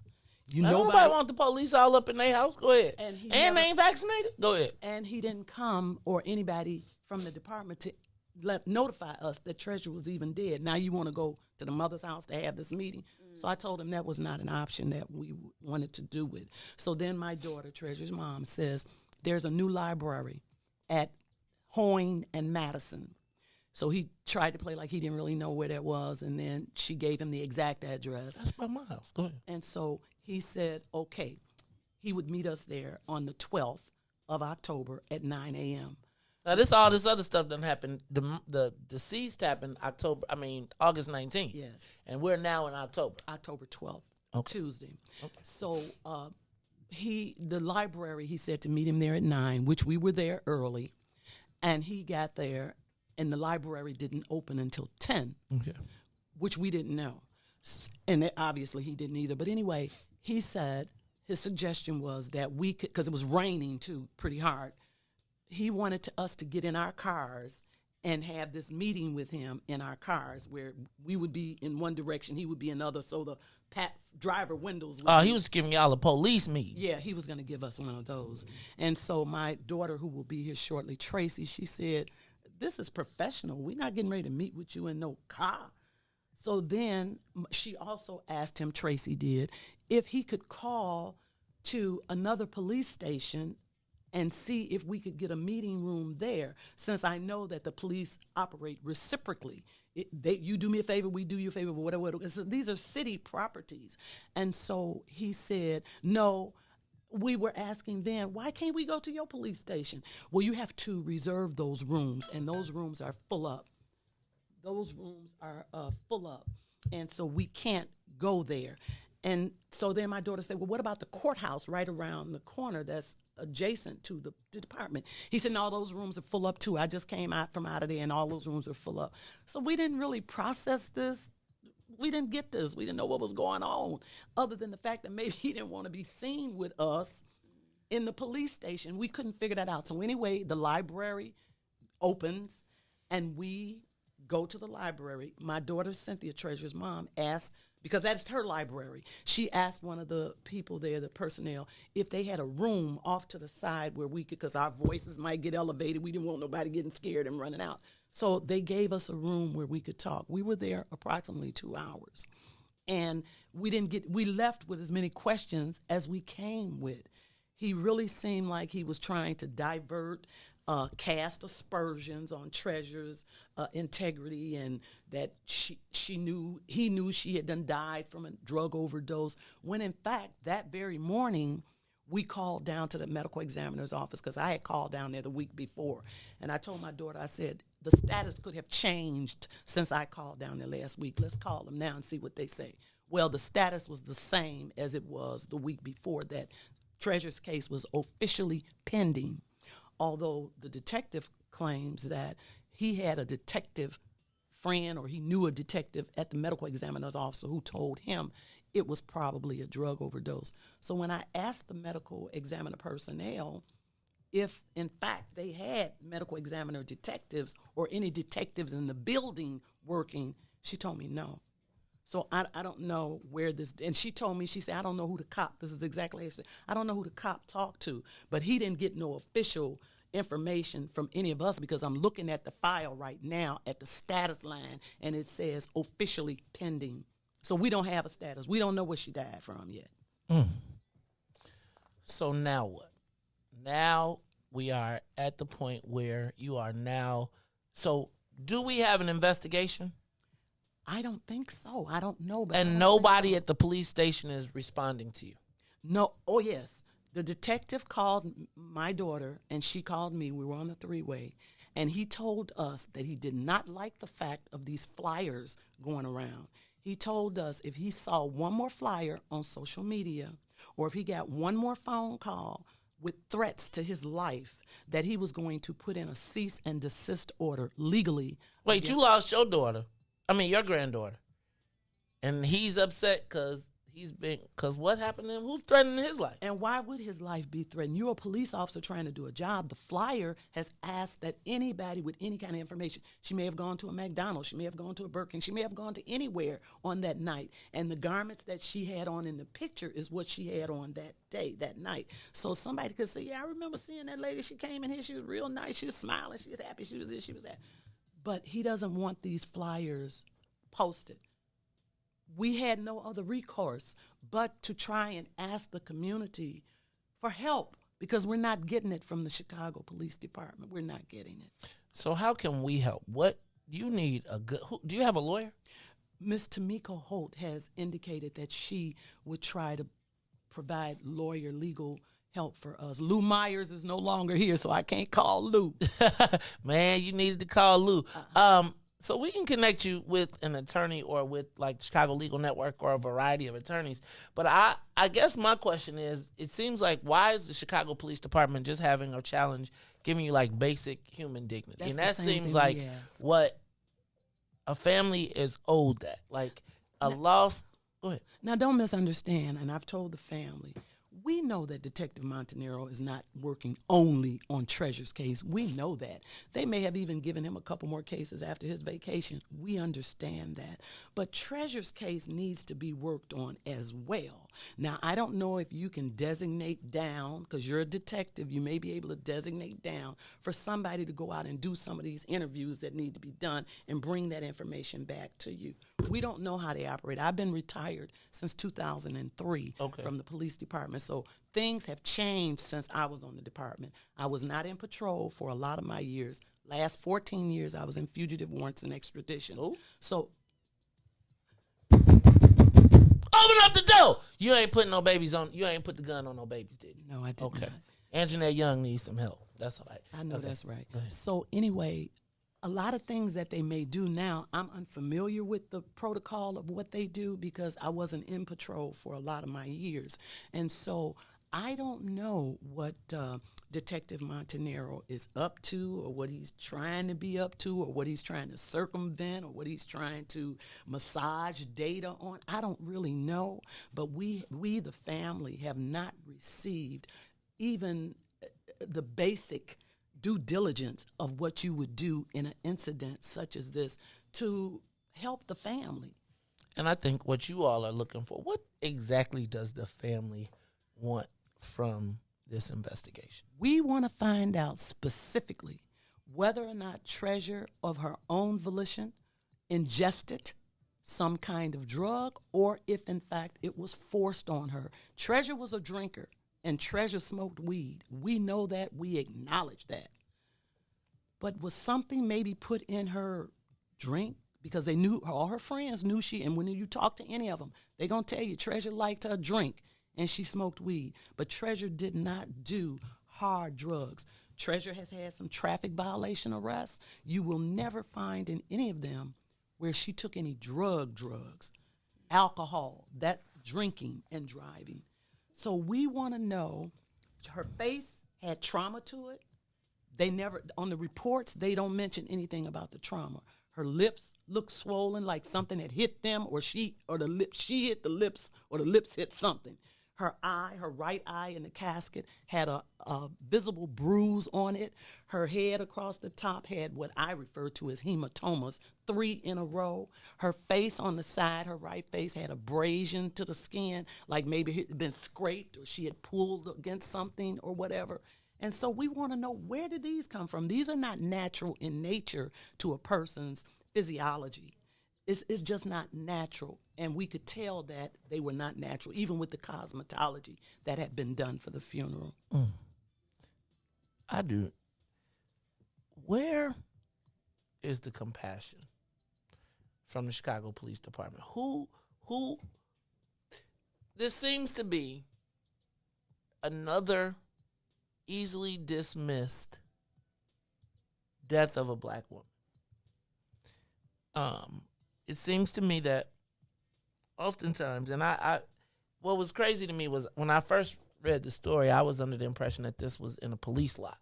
That she had crawled into, I was under the impression that she was a homeless woman who had climbed into a police car and got locked in and potentially starved to death. only to find out that this was an RV with a door that was parked in a parking lot. And when you think about 15th and Western, knowing what's exactly there, this cop having a trailer home there in a place where things move around quite a bit. Oh, the door. Hey, Riis, the door now. There's so much to this story that I feel like we need to turn over the rocks, that we need to understand exactly what happens. And I think that the family deserves the opportunity to have this death investigated and to be able to bring some closure. Please. Now, the question I would ask, though, and this is just, can you really trust their outcome at this point? At this point, they've already demonstrated kind of that lack of concern. We also know that there is a blue code of silence. Have we heard about this Charlie Bell? Has he reached out? Has he said anything? I'm curious to know why he was sitting in the parking lot watching. Is there a component of this where the police don't want to? Is it a thing where the police don't want to investigate their own? I think that is the case, and I also would like to share with you that Charlie Bell, to this day, knowing Treasure's mom, has not reached out to her by text message, telephone call, nor sympathy card. He never came to the visitation. He didn't come to the funeral. And he was of the connection with Treasure that you would have thought that this would have been part of his condolences to the mother, especially, and to the family extended. He never did that, and he has not reached out to the mother as of yet. But he gave so much misdirecting information to the reporting officer. We're trying to figure out, why would he do that when he knew where the mom lived? He knew the mom's phone number, and he talked to the younger sister. So wait, he was a family friend? Not a family friend. He was Treasure's friend, allegedly. But he knew the mom because once he had the mom and Treasure to one of his brick and mortar homes and prepared dinner for them.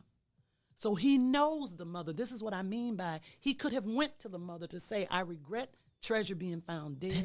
Did they have a relationship? Were they dating? Was there all I know, when my daughter comes, she may be able to provide more information. We're running out of time. Okay. But all I know is that he and Treasure had been friends for a lot of years. How Treasure met him, okay, I do not know.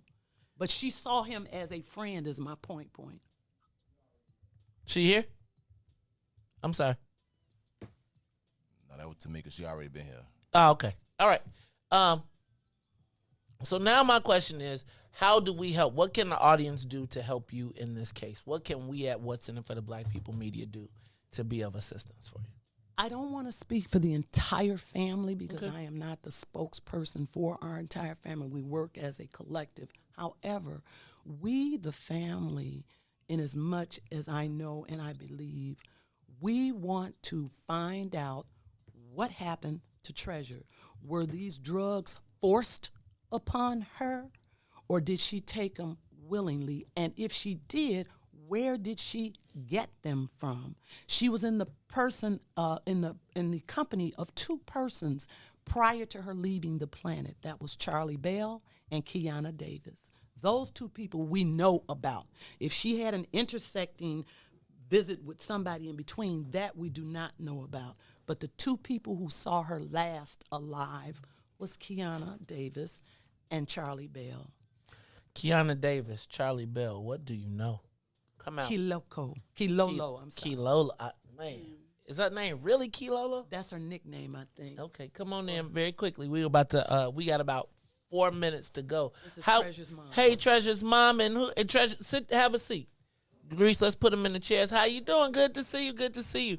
Pull that microphone over, and you can put the chair. Mom, why don't you sit right here? Okay.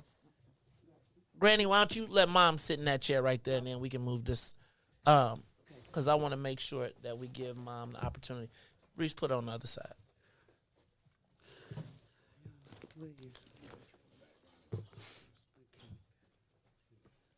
Okay, Miss Hendricks, am I saying, is it correct, Miss Hendricks? Yes, Miss Cynthia Hendricks. Miss Hendricks. So we have been talking to Grandma about what's happened, and we're about to run out of time. But I want you to tell us, what is it that we can do to help your family bring closure to this situation? What is it that we can do? You're more than welcome. We all vaccinated, so you can take your mask off if you want. If you're worried, then you go ahead, talk right into that mic, though. What I would like for everyone to do in regards to helping my family is to get out the truth to this. I've noticed that when it comes to melanated African-American, male or female, we always get pushed up under the rug as if we're not important. I need everyone and anyone that knows anything about my daughter, Treasure Nicole Hendricks, to get in contact with Montanero, get in contact with my sister or me. Quite a few people know we need to march about this. We need to protest about this, because this is not the first time it has happened. We need to come together as a community and learn that we do matter. So we need to rally together and do protests, get signatures together so that we can try to make some kind of law that they have to treat us like we're equal and we're fair. And tell us from your experience, what part of this has made you feel, what part needs to be corrected? How can we help you bring closure? And I know we're talking about marching and all of those things, but I really need for people to hear from you just a little bit more about your experience with the Chicago Police Department as it relates to helping you bring closure to your daughter's Treasure Hendricks. Because it seemed to me, again, when I first saw the story, that it was a homeless woman who was wandering around a parking lot, and I thought it was in a police lot. She got locked in a van, and because I feel like they told me somewhere the van's locked from the inside and not the outside, or something along those lines. But it was not that this was a private police officer with his own SUV, his own thing parked in a parking lot. Help me understand. Okay. This lot and this RV actually belonged to a Chicago police officer. And Treasure had been knowing him for years. Talking to the mic. Just pull it to you and talk to it. And so this just wasn't any homeless girl. She had been knowing him for years. And she trusted him. Just breathe. Take your time. It's okay. And she was found dead August the 19th. And they did not notify us. We had to go looking for her. And the morgue had her body for over 24 hours. And to this day, the officer, I'm not going to say his name right now. They never contacted her mother, even though her identification was in her purse. We have not received her clothes, anything. And the detective, he's just been sweeping this under the rug. We had a meeting with him. He would not meet us at the police station or anything. We want to know what happened to Treasure. Look, y'all, I think that what we need to do is probably start mobilizing our Facebook, our Twitter, our social media, and we need to start hitting the CPD up, right? I think you need to get out of the detective box. You need to get from the detective to Glenn. So I think that what needs to happen is we need to connect you with Glenn, who is over the community affairs, because I don't think that this is the story that CPD wants to have. I think if we got a Chicago police officer that has a mobile home running out of wherever it is, we found drugs there, or there's been allegations of a death in there, there needs to be some investigation. There needs to be some closure. And it's crazy to me that they can kind of just put this story on the news, kind of send us off, throw off a little something and say, hey, it was drug related, and none of our families deserve the respect. Let me tell you, we're going to mobilize. We will use our platform to raise this up. and continue to keep treasure at the forefront of the conversation. One of the things that we did with the Engineer Young, and one of the things we have to do is we have to keep our people reminded, right? We got to keep. There's so many things that happen, right? There's so many different things that are happening that oftentimes, again, we just saw $250 million come out for violence prevention while people are talking about it. And here we have this, and it'll be a distraction that will not have people talking about this. So what we're going to do is we're going to probably come up with a campaign. Give me a couple weeks to think about how exactly I want to do it.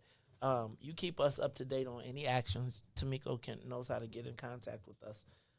Any actions that you take, anything that you do, we will continue to raise this up. Additionally, I'm going to reach out to the police department myself. I'll reach out to a couple. Sometimes they can hear me, right? Just a little bit. Because I think that everybody deserves dignity and respect. And we are talking about the loss of the lives of another black woman. They put it on the Shy.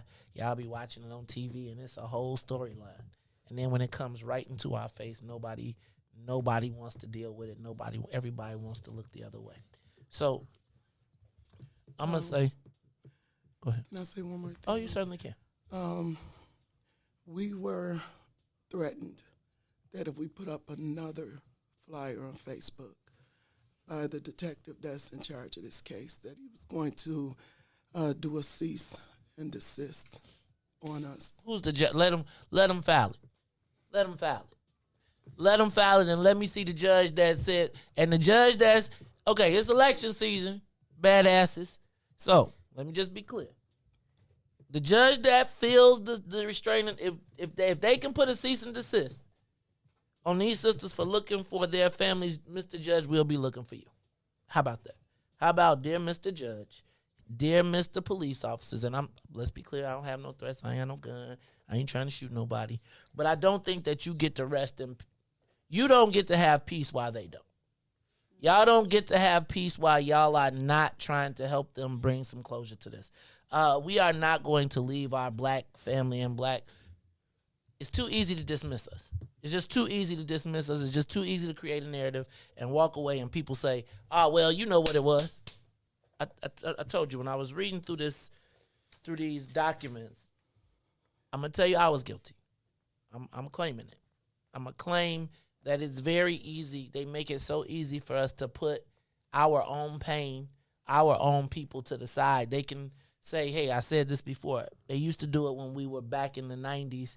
In 2000, they'll sprinkle little drugs around, and then nobody ever had to investigate it. Regardless, everybody, regardless of your station in life, deserves dignity. And this family deserves the dignity of the Chicago. Damn, just show them some just basic respect. Like, just basic respect. Like, dog, so, Harrison, you said you went to Harrison and Kedzie? Yes. So, Harrison and Kedzie, y'all know how I go down to Harrison and Kedzie as it is, right? They done already made a decision and determination.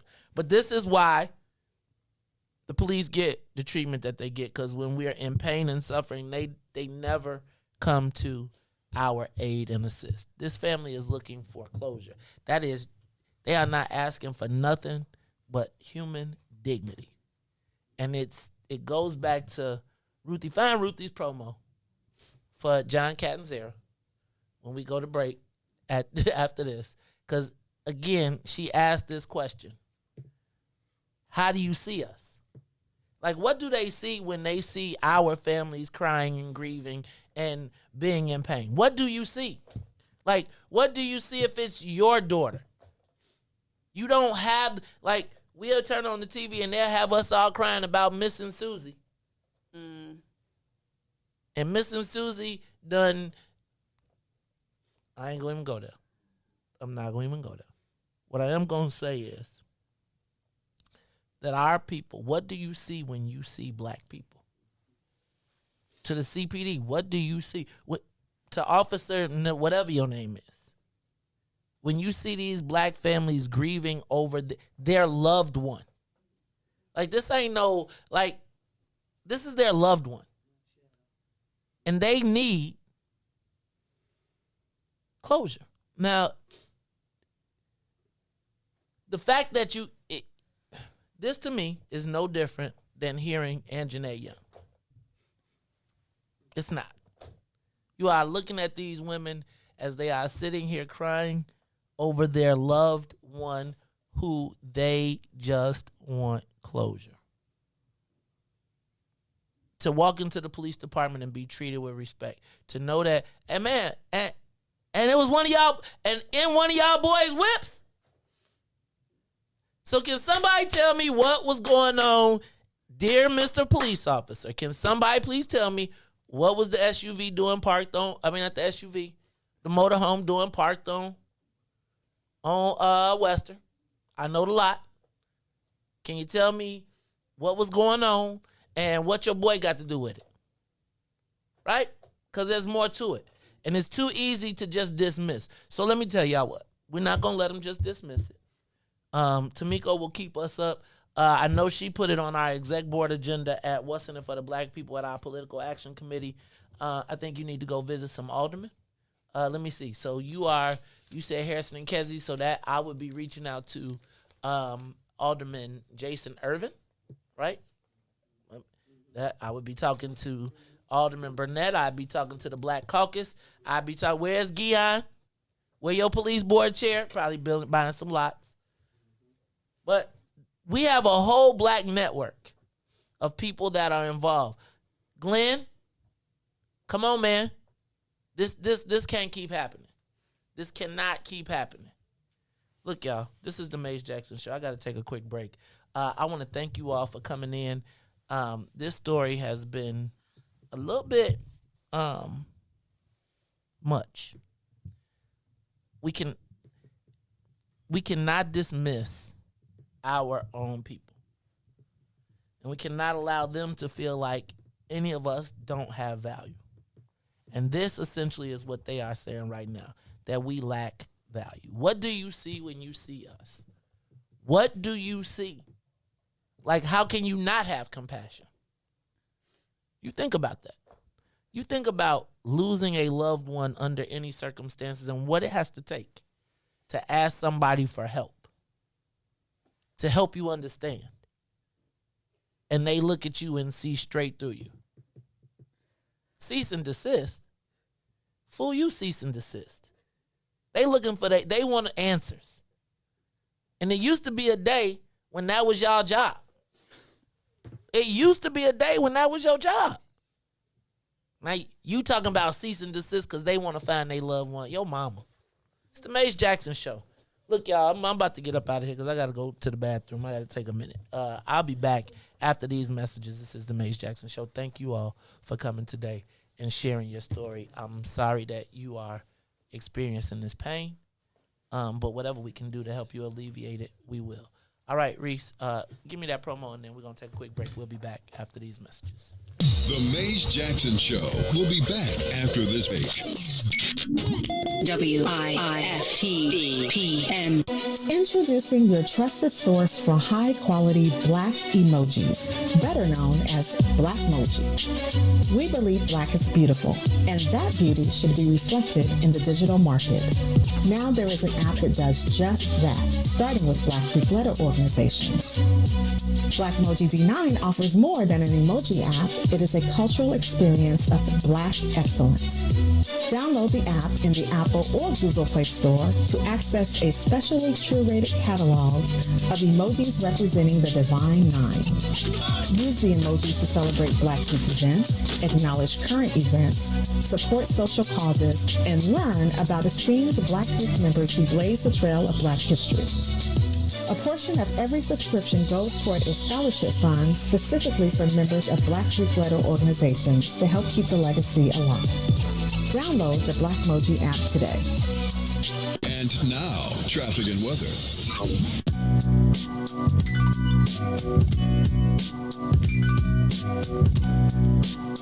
Good morning. What's in it for the Black People Media family? The time is now 8:12 a.m. and I'm Riis the Ruler with your Chicagoland area sports, traffic, and weather report. In sports, Patrick Kane returns with a hat trick as the Blackhawks beat the Senators 5-1. In the NBA, the Chicago Bulls stormed back down 19 to beat the Boston Celtics 128-114. Over the traffic on the Kennedy, O'Hare to the Loop is an hour and 7 minutes. Outbound to O'Hare was just 27 on the Edens. Inbound from Deerfield to Exchange will be 55 minutes. Exchange back out to Deerfield 42. On the Eisenhower, Thorndale to the Loop will be 1 hour. Back out to Thorndale 51 minutes. On the Stevenson, from I-355 to the Dan Ryan would be an hour. Outbound will be 37 minutes. The Bishop Ford from I-80 to the Dan Ryan will be 41 minutes, 37 minutes back out to I-80. The Dan Ryan is 22 minutes to the Loop, 15 minutes back out to 95th. DuSable Lakeshore Drive South, 55th to Jackson is 14 minutes. Jackson back out to 55th will be 8. The north side, Randolph to Bryn Mawr, 8 minutes. Bryn Mawr back out to Randolph, 13. Today's weather is currently 36 and sunny. Today will be a high of 46 with a low of 34. I'm Riis the Ruler. Now here's Terrorism here on The Meija Jackson Show. Today, the Biden administration is releasing what it calls a new strategy to fight domestic terrorism. Following a 100-day review, federal officials are now laying out a new plan hoping to deter, detect, and prosecute domestic terror. They went to the Capitol waving their flags and looking for smoke. He was out there looking for justice. They was over there looking for votes. Ashley Babbitt was with him and told all the people that nothing could stop us. She climbed through the Capitol window, breached security, and called a shot, bro. The media say she a veteran. They paint the picture to make her look greater. But she disrespected the same country that she served. That makes her a traitor. They was fighting police, resisting arrest. On God, I couldn't believe it. I guess blue lives only tend to really matter when it's convenient. Hey, these are the times we witness in history. All because they didn't get a victory. United States is so contradictory. We get equal rights, that's a mystery. Politicians, they more like magicians. You know they got tricks up their sleeve. We point out the flaws that's up in this country. You know they gonna tell us to leave. Somebody try to help me understand it. Always seems like a double standard. They be out here leaving us empty-handed to certain rights we are not granted. The media is the culprit when it comes to the comparison. Cause when it comes to race, they always changing up the narrative. It's terrorism. They say you a patriot, call you a hero. I call it terrorism. And that's on the real. You know what we know, I say it's terrorism. They say you a patriot, call you a hero. I call it terrorism. And that's on the real. You know what we know, I say it's terrorism. They say you a patriot, call you a hero. I call it terrorism. And that's on the real. You know what we know, I say it's terrorism. They say you a patriot, call you a hero. I call it terrorism. We still out here trying to get our reparations, but the government pump faking out here hesitating. I'm out here trying to keep my peace, so I keep meditating. The media make us look bad, they taint our reputation. Look, it's so sad that COVID causing toe tags. You claim you so patriotic, but you ain't wearing no mask. You out here wilding with your MAGA flags and showing your ass. You wanna be part of some type of revolution so bad. Look, you talk revolution and constitutional rights, homie. I guess we forgot about back in the days when all of the business was whites only. Yeah. George Floyd got justice. Juneteenth got much respect. They made it a national holiday. Man, it's all good, but cut the check. They're giving out all of these vaccines, putting it in you like caffeine. Was it all in the part of the plan? I bet money like DraftKings. It's land of the free, home of the brave. 1776, we wasn't free till 1865, so we wasn't part of that shit. And that there is terrorism.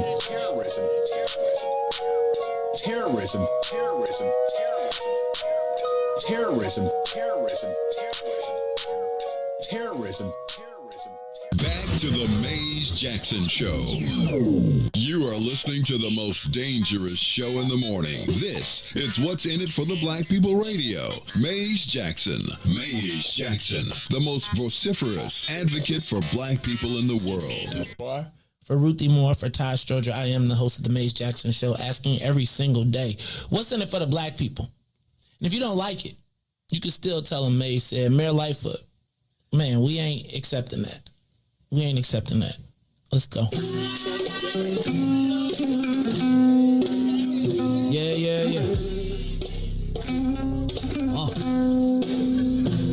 let's get down to business and go ahead and address the facts, man. Lightfoot seems more lesbian than black. Rahm Emanuel's another case, he was just as tired. 50 closed schools left much to be desired. Police had Anjanette naked on that body cam. They suppressed the footage so it couldn't touch a lot of hands. Reminds me of that 16 shots in that cover-up. Both of them similar, so I went and dug it up. George Floyd killed, a lot of riots happening in town. Southside burned and they wouldn't let them bridges down. Grandmother sick, need a prescription and plus a couple groceries. You gon' have to travel just to get it now. COVID-19 out here shutting all the business down. Not enough SBA loans to even give around. So many failed businesses that you can put them in the pile. If you don't survive the pandemic, it's gon' sit you down. We sing, dance, play ball, entertain, and crack jokes. Government infested black neighborhoods with crack smoke. System that milked us so bad we got lactose. Still trying to find out what's in it for us black folks. We sing, dance, play ball, entertain, and crack jokes. Government infested black neighborhoods with crack smoke. System that milked us so bad we got lactose. Still trying to find out what's in it for us black folks. Shout out to Willie Wilson, hope one day you get to send it. We need some different players in the game to handle business. Too many shady characters like Madigan and Blago. But when you really break it down, it's typical Chicago. City full of gangsters, it's what the land was built on. Same streets with hood legends, DNA get spilled on. Carjackers out here lurking, trying to get they steel on. Looking for a block to put them Hellcat wheels on. Let us give bogus appraisals a red line. Car crackers out here getting minimal fair time. And I'm concealed carry, I stay with the pipe. But Illinois gun laws giving minimal rights. Stay up on the swivel, make sure I'm moving tight. Check all of my mirrors when I pull up to the light. Pick my homie up from out of town, man, he caught a flight. He was hella nervous, told him, shorty, this a way of life. We sing, dance, play ball, entertain, and crack jokes. Government infested black neighborhoods with crack smoke. System that milked us so bad we got lactose. Still trying to find out what's in it for us black folks. We sing, dance, play ball, entertain, and crack jokes. Government infested black neighborhoods with crack smoke. System that milked us so bad we got lactose. Still trying to find out what's in it for us black folks.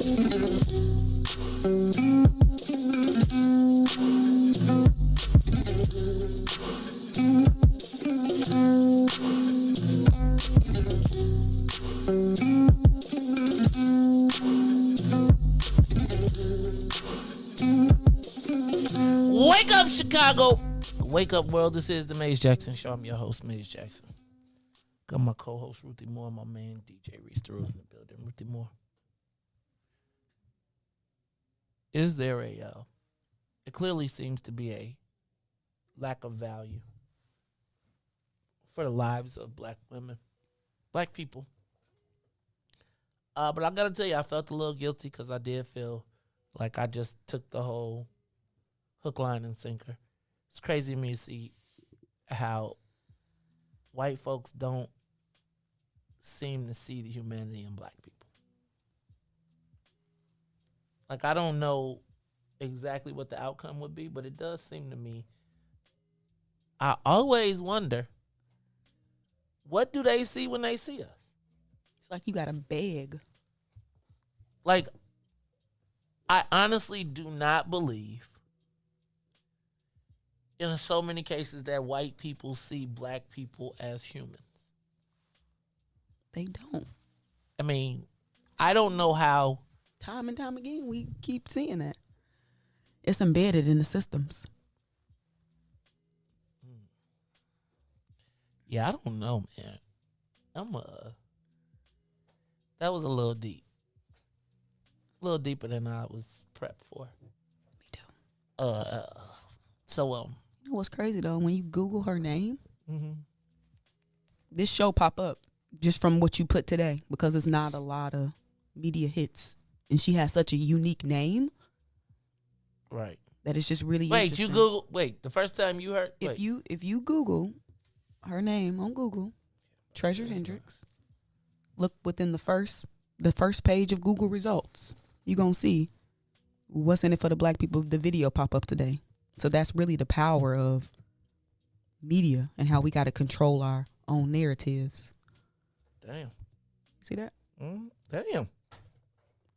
Yeah, so. Yeah. That's why sometimes like hashtags and stuff like that are like super important just to be able to control the narrative.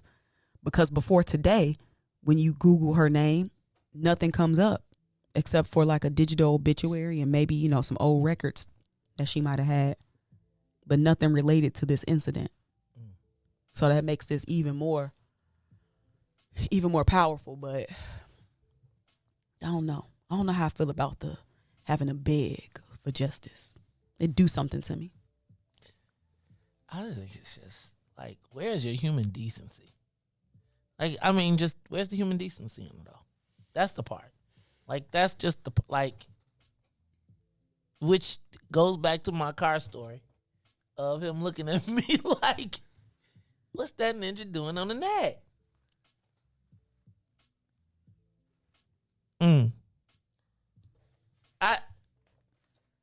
Like, why is that not an expose?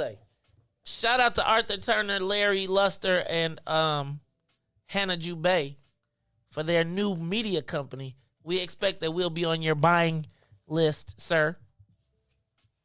We get to read about stuff all. I see you, cuz, though. You worldwide, boy. Worldwide. You know who the biggest morning show in the world is, right? The Meija Jackson Show? See, Ruthie. I'm telling you. You got a spot. No, I'm just telling you. You got a spot. You got it. I was talking to this. Let me stop. I ain't gonna go there. It's the Meija Jackson Show, Ruthie. We were supposed to be talking to the chairman of the DuPage Democrats today. New brother Ken Meija Bell, newly elected chair of the DuPage Democrats. Black dude in charge of DuPage County. Hold on one second. Shout out to Tamiko for just being a advocate for people. Tamiko is an advocate for people. That's true. She is 100% So advocate. shout out to Tamiko. Just wanted to just put that out there. Bringing the story. I mean, she called on the thing. I was like, you are not an investigative. This is not CSI. And then the story comes, and it's just like, damn, it ain't even about CSI. Mm-hmm. It's just about the lack of human dignity that is afforded us. Like, I feel like one day. Who is the person that people go to when they need to get these types of stories out? Us. This is so important. Us. It's like nobody gonna talk about that. Us. And it's why it's so important. This is probably not the best time, but y'all hit the Cash App. Make some donations. Like, yeah, I don't really know no other way to say it. I mean, it's just, this is an important platform. Yeah. I am. Yeah, I'm a little bothered. Hey, man, you see my cousin. Y'all see my cousin, Art Turner. Shout out to Art. Did I tell y'all about Art Turner and Larry Luster last week?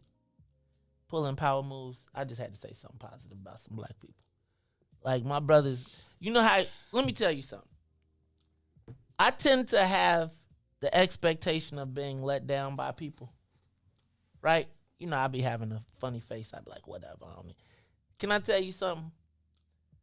My brother he be doing it a different way, but he always come through. I'm going to tell y'all what. Y'all got to give Larry Luster, I might be just a tad bit offended that y'all didn't invite me to be part of the media company, even though I got a big old media company. That's okay, though, because we going to expect to be, I can't wait for these commissions. But shout out to Art Turner, Larry Luster in particular, because them brothers have revamped the Springfield lobbying game. The Negroes do not sit at the corner with the $2,500 contracts no more. And what's crazy is because they done created a marketplace, now black lobbyists are moving around. But they not just moving around on they making things happen. So I got to send hey man, proud of you, bro. Proud of you. I remember we first came down Springfield together. Thank God for Remy Martin. I had just, you know how I became a great lobbyist in Springfield? You talking about the rapper? No, the alcohol. Oh. You know I used to be the Remy rep right before I became a lobbyist. I like Remy. Do you? One of my favorite drinks. What you know about Remy? You don't drink good. Don't drink Hennessy. Because you know Hennessy's Irish, right? Is it? And it's Irish, so yeah, it's coming. But anyway, shout out to my man Art Turner, Larry Luster. But Ruthie, you know how I became a bomb lobbyist in Springfield? Like, we used to go out and have to take people out to dinner, and it'd be like $200, $300 every day, and it'd be like 4 people. And I was like, I'm getting tired of going to dinner. So you know what I did? I brought a case of Remy down. had a barbecue, and everybody had to take a shot. And it loosened up the party, and then every day I walk in the Capitol, they'd be like, you having a party? And we would have a barbecue because, like, you know, in Springfield, they didn't, like, the legislators get the food, but the staff do all the work. So we would have a barbecue, and everybody could come, but the staff would be like, we get to eat too? I'm like, man, y'all eat up, y'all do. I'll walk through the Capitol, and then everybody be like, what's going on? And then I could get my votes that way. I use my party promotion livelihood to become a supreme lobbyist. Art, on the other hand, became a technical legislator that knew how to get things done and ascended up the ladder super quick. I'm telling you now, he would have been a speaker. Well, let me not get no problem started. Shout out to Speaker Welch. No problems. I don't want no beef. Shout out to my man Art. Shout out to Larry, too. All right, y'all. Ruthie, I'm trying to get off this topic because I don't want to keep talking about it. I don't want to keep thinking about that lady sitting. You know, one of the worst things that could happen is for me to see somebody cry. Like, don't let me see nobody that I care about cry, because then you got a problem. I'm going to hurt somebody. I'm going to do some bad things. We got to get this Officer Bell. And you know, we got the network has already hit us up and said that Officer Bell, hold on, let me see what we got on him. His badge number is, how many badge numbers he gonna have? He done changed it up. His badge number is 10560. His rank is police officer. His unit is 0112 district, unit 12 in the 12th district. Seems like he's still employed. October 4th, 1999 to present. 3 allegations of misconduct, 0 sustained. 4 use of force reports, 3 civilian complaints, and 12 honorable mentions.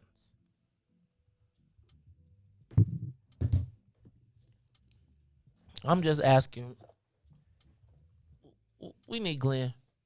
Glenn, can you come talk to these people, to this family, please? Can y'all get it right? Oh, man. It's the Maze Jackson Show. We'll be back after these messages.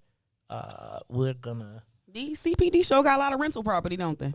Seem to be a thing in CPD. Oh, right. They probably take your joint and then be like, remember that last time the CPD officer that had the thing and he was all the drug houses? That's what I'm saying. Seems like it might be a little thing with. Oh, we might need to pay attention between the correlation. Ruthie, look at this. Get up off of it. Them in them houses. Okay, it's the Mace Jackson Show. I'm picking up what you're dropping. It's the Mace Jackson Show. We'll be back after these messages. Jackson Show. We'll be back after this break. WIIFTBP. Broken screen? Crash system? Are you in need of spyware or virus removal from your computer? Well, contact RPC Computer Repair in South Shore and let us help you with all your computer repair services and print needs. Need office or print production services, copies, scans, fax, or even notary service? Then stop by and support RPC Computer Repair and Print Shop located 1741 East 71st Street in the 71st Street corridor, newly revitalized South Shore areas, and let RPC be your one-stop shop, where we believe RPC is your PC. RPC Computer Repair is also a UPS access point where you can drop off and pick up your important packages. So let RPC be of service to you. Call RPC Computer Monday through Saturday, 8 a.m. through 6 p.m. at 773-966-4457. That's 773-966-4457. Visit RPC at rpccomputeringinc.com for more information.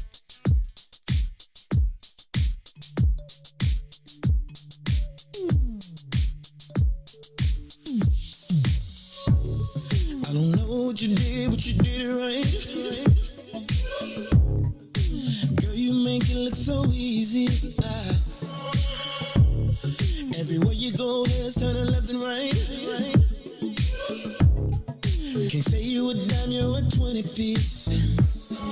Cause girl, you're all the reason I be acting funny. Everything in me telling me don't let you get away. And all the guys looking like they wanna love you. Every day I'm your body, got not over my dead body. Why you gotta look so good?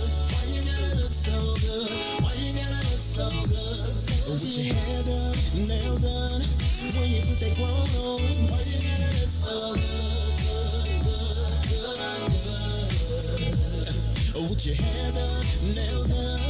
When you put that grown on, girl, why you gotta look so good? I can look and see you're not an average chick. You're shutting it down everywhere you go. Girl, I want you as bad as I want a check. Cause you're sexy from head to toe. Girl, you're the reason I be acting funny. Everything in me telling me all that you get away. And all the guys looking like they wanna love you. Every day I'm your bodyguard, not over my dead body. Why you gotta look so good? Why you gotta look so good? Why you gotta look so good? With your hair done, nails done. When you put your grown on.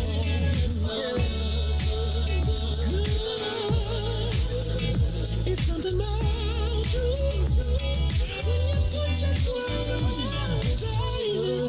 When you're waking up straight out of bed, girl, why you gotta look so good? Oh, when you're at the job, just taking a break, girl, why you gotta look so good? In the club, turning. You are listening to the Meija Jackson Show. I'm your host, Meija Jackson. Got my co-host Ruthie Moore in the building, looking like Christmas. DJ Riis the Ruler, you got on your red and green. It's Christmas. It's not Christmas. The day after Halloween is Christmas in America. Welcome to Well, you capitalism. better order your Christmas presents because they said they ain't gonna get here off the boat. Oh yeah, I'm just gonna tell people they in the mail. Actually, you know what my go-to gonna be this year? The supply chain. Blame everything on the supply chain. Oh Lord. That's So what what everybody day? else doing. What day is the day you gonna be running up out of here to get the candles? Now the supply chain better not impact my yearly candle sale. I need my triple wicks. Let me look right now. The candle sale. The candle sale. It's an important time of the year. I was offended last year. You bounced out us on the candle sale. I had to go. I was like, are you really about to leave up out of here for the candle sale? Listen, say that to the people who've been getting them throughout the years. I Gifts. I gave your wife one. You just ain't burned it. What that got to do with me? That impact your ambiance. Get your house ambiance right. Well, I don't share. I don't want no split damn gift. What? No, hell no. It's a house gift. I don't want no damn house gift. That ain't right, man. No, I want no damn house gift. That ain't right. I do not want to look under the tree. Well, I hate looking under the tree and say Maze and Carrie. That ain't right. I want mine. It be Maze and Carrie. You know if it say Maze and Carrie, it's gonna be a dish or something, right? It's gonna be like a platter. I'm like, what we supposed to do with this? We gonna have a vase, Maze and Carrie vase. I'll be like, if it say Maze and Carrie, I don't even open it. I don't. I really don't. I'd be like, ow. Maze and Carrie. Oh, God. House gifts. Oh, damn. And then you don't get to pick when you use it no way. If it got both y'all names on it, it go in her closet. You be like, where is that? What happened to that? Oh, I had put it up. No, I don't want nothing. You buy Carrie a gift, you buy me a gift. Don't be buying us no collective gift. It's a house gift. What can we share? What we share? I don't want no doormat. Don't nobody want no damn doormat.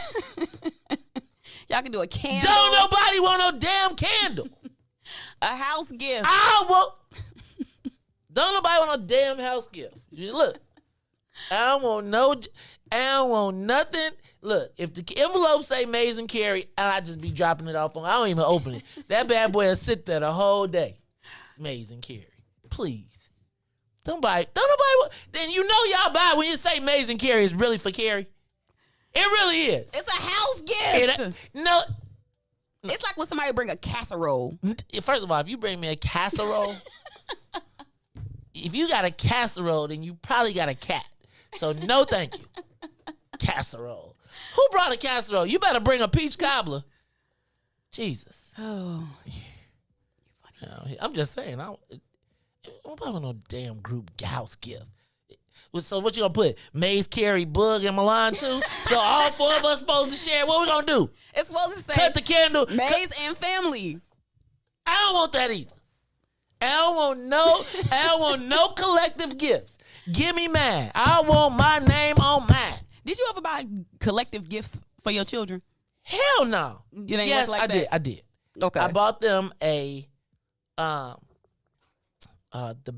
21-inch Mac computer, but the desktop, so they could have it in the house. Cause I was like, y'all, Okay, see, that's a house gift. No, well, that's what ticked me off though, was when I bought it for him. I figured it did become a house gift, and I feel like, you know how you can't give a house gift and say who could use it in the house. So I was kind of mad because I bought my kids this banging laptop, and you could see their mama was like, "Oh, this is when are you leaving?" Right? And they was like, "My kids ain't probably seen no parts of that because they be on their iPhone." I thought, I thought I was stunned. Like, I'm gonna give the kid. Look, it was one of them times where you be like, "I'm straight. I'm finna give the kids a 21-inch. Here it go." And you gonna plug it up and put it on. And you was like, because you stunting, right? Like, you trying to put the parental controls on? I done bought this damn, you buy the big old computer with the big screen. You come in with the big box, right? Like, and you put it there, you like, let me set it up for the kids. Kids be like, I ain't seen no parts of that computer. You be like, we had to get a new mouse. What you mean you had a house gift? That's one of them damn house gifts. You better buy me my own with my own name on it. Because I'm just telling you, if it say Amazing Carrie, I don't want it. I don't want it. Except for the lettuce and utanius. Because I will go get me a lettuce and utanius meal. Now, we will be. Because I feel like those should come to me because I buy all the food anyway. Like, we go to the restaurant, Carrie be like, I'll pay. Yeah, right. So, no, unless it's Amazing Carrie gifts, unless it's now what be making me mad though is if we get the lettuce entertain you and it's for both of us and she use it. I'd be like, I thought we were supposed to go to dinner together. But hold on, you can't have it both ways. Well, hold on, damn it. You can't have it both ways now, Maze. If stuff that come into the house with both y'all names on it belong to her, don't be mad when she uses it. It didn't have her name on it. I'm saying it gets drafted. That's my whole point. It's like hold on, wait, Maze. Ain't the universal saying in marriage like, what's mine is yours and what's yours is something like... What's mine is yours and what's yours is hers. Yeah. That's like universal, right? You know that. The story of my life, yes. Okay, then. I'm just saying, though. That's why I want my own stuff with my own name on it. See, if you put if it say the Jacksons, right? Her last name ain't even Jackson, and she be taking it. Like, I'll take that. I'd be like, oh, so you Jacksons when it's the gift time. Because, people just be like, the Jacksons. Don't laugh. It's not funny. I'll be mad. I'll be like, Dad. Or Carrie be like, I went to lunch today. I took my staff out. I'd be like, where y'all go? Oh, we went to a lettuce and entertain restaurant. First thing I do, I'd be running up to the table. Did you go in? That's some bull. Be like, goodness gracious. Phew. Ruthie. It's almost Christmas time. What you doing for Christmas? I'm trying to go out the country. You be cracking me up. Where you trying to go for Christmas? Somewhere warm. I was thinking that too, though. Somewhere warm. I was looking at Jamaica, and it's like it's sold out. I'm trying to get one more vacation in before 2020 hit us. You tripping? I'm sorry, before 2022. I'm counting that as 2021 because I'm gonna celebrate my 50th birthday next year. Okay. Why are you hating? Don't be a hater. Okay. Because you just gonna stay 50 for the next 5 years? No. After I have my birthday, I'm gonna turn 51, but I gotta have a 50th birthday. Okay. I'm just telling y'all. All right, y'all, it's the Meija Jackson Show. Did y'all see Jesse Jackson wrote an open letter to Joe Biden? Y'all didn't see that? Basically, he said to Joe Biden, could you at least take a punch for black people and Latinos? Let me tell you, first of all, did you read the article at all? Did you see it? I read it. I read it while I was sitting here. Okay. So, first of all, it said black folks, and then you notice how they keep... I feel like the editor said, please add Latino. Because it was like he said black, and it was like, then there'll be these comma, and Latino, and young. They just can't give black people, right? They can't give black people their props. But he said, Joe Biden said that we going to be here for you. Mm-hmm. You all have always been here for me, and I'm going to be here for you. But he ain't been here for us at all. And if you read the story, they talked. It was like yesterday's show almost, because he said at least he could have stood up for the Voting Rights Act. At least he could have fall back the Voting Rights, and what was the other one? Oh, and criminal justice reform. We ain't got nothing from Joe Biden. Nothing. He don't even whistle at us no more. When we walking across the street, he'd be like, I already hit that. That's what he'd be like. He don't even think. That's my old thing. My new thing is the Latinos. La cucaracha. Let me stop. Tennille's gonna do that. Why do everybody kind of know that? Because we grew up with it. If you watch Tom and Jerry. Is that where it came from? La cucaracha, la cucaracha. Only to know that that's the cockroach. Mm-hmm. I didn't realize that. La cucaracha. I learned it in Spanish class. You learned? All I learned in Spanish class was cierra la boca. Siéntense. I'll be like, Dad, what you want me to do? Close my mouth or sit down? Which one? It can't be both. Miss Graziano, I had an Italian Spanish teacher. Miss Diaz. Ooh, you was thinking about Miss Diaz. Never mind, I'm not going to say anything. But Miss Diaz was, I think Miss Diaz was original one of them. Now that I look back. What you about to say? I ain't even finna say it. Okay. I ain't even finna say it because I'd be. I had white Spanish teachers. You went to a school named after the KKK. So it is not named after. Kankakee is named after the Native Americans that they stole the land from. Ruthie, did I tell you about the time that the Grand Wizard? Did you see that? Maze, remember we looked it up live on air and saw that he passed away. Oh, that's right. They didn't. And how deeply embedded he was still integrated into some of the societies and clubs and organizations in Indiana. See, Ruthie, you be believing me. We Googled it. Yep, because we had the card, didn't we? You remembered his name. Here's his card. And that's old school. Yep. And remember when we looked it up, they had kind of tried to whitewash a little bit over Whitewash a Klansman. That's funny. They should have blackwashed him. That would have been funny. He probably. Ruthie, what does it mean though when Jesse Jackson is like, "Hey Joe Biden, you got to do something"? You know what's interesting is what a lot of the pundits, I don't know if that's the word, okay, have been a little bit more quiet about defending Joe Biden because he look old. And it's almost like if you on that side of the coin, like defending these egregious acts against black people or lack of action, you can't necessarily justify that. So I'm noticing a lot of people being a little quiet now. A lot of these Democratic, these Democrat water carriers. Hey, yesterday, Salim told me that, I think he was talking in the thing, Salim Respect, that the reparations was just a thing floated by, the reparations for undocumented immigrants was a thing that was only floated by Fox News. No, I saw it in the Wall Street Journal. Yeah, me too. And even if it is an idea that's floating, it's kind of like the litmus test. Let's put this out to see how hard that black folks. Let's see how the blacks gonna react. I don't think black people reacted though. Oh, but they have been. You think so? You see, Jesse wrote a. You right. Jesse wrote an op-ed. Come on now. I'm sorry, Mr. Jackson wrote an op-ed. Is it? Do you think it's becoming more and more apparent to? Do you think it's apparent to white folks, black folks, that try to sell us Democratic candidates? I think it's going to become increasingly difficult for black elected officials to deny their blackness, because once people wake up to the fact that black people are voting for things that are more in favor of other groups, I think that their feet are going to have to be held to the fire. So you're going to have to like choose the side almost. But we got to keep putting pressure on our elected officials to do that. Have we put pressure on them? Like, what's pressure? Like, I mean, when y'all be talking about pressure, y'all be having on them tight dresses and stuff. That's a good one. Y'all be like, pressure. Y'all be like, this look, apply the pressure. What do it look like? What does pressure look like to a black elected official? Like, what do they fear from you? Not your vote.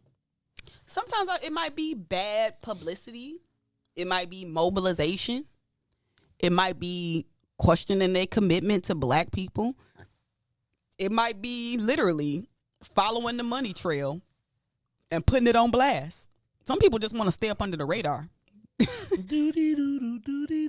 But once the people get on you, they're going to pick apart everything you vote for. They're going to pick it apart. You vote for something in favor of Latinos, but you don't vote in something in favor of black people. People going to start keeping track.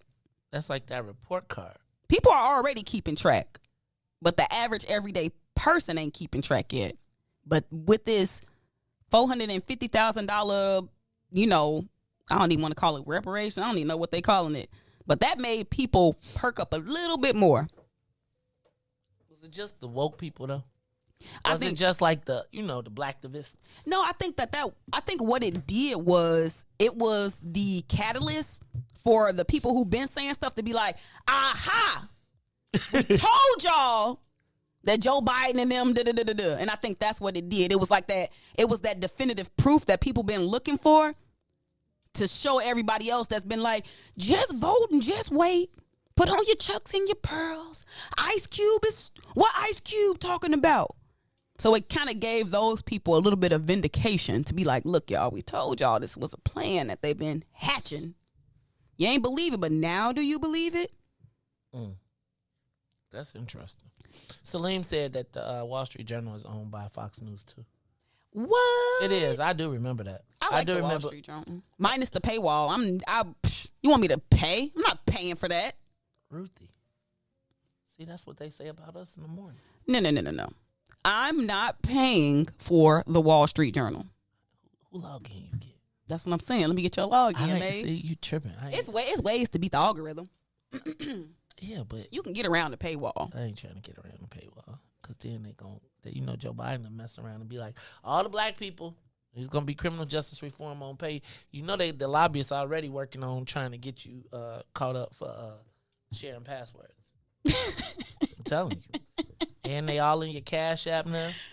I thought they said that they wasn't gonna do the Cash App. All thing. y'all $40 people, whatever y'all be doing with them $40, y'all better watch. Them $40 hollers. What is the $40 holler? Can y'all tell me what the $40 holler is? It really a $40 holler? It's an everything holler. $40. $10 holler. What's a $10? What you get for $10? Why y'all laughing? I'm trying to figure out. Okay. 20? Is it negotiable? A $20 holler is a real thing. You know, like there's like a. What can you get for $20? But there's like a sweet spot for like the smallest amount of money that's like you can get to somebody for them to actually be able to do something with it. $20. It's 20. The dub is the number.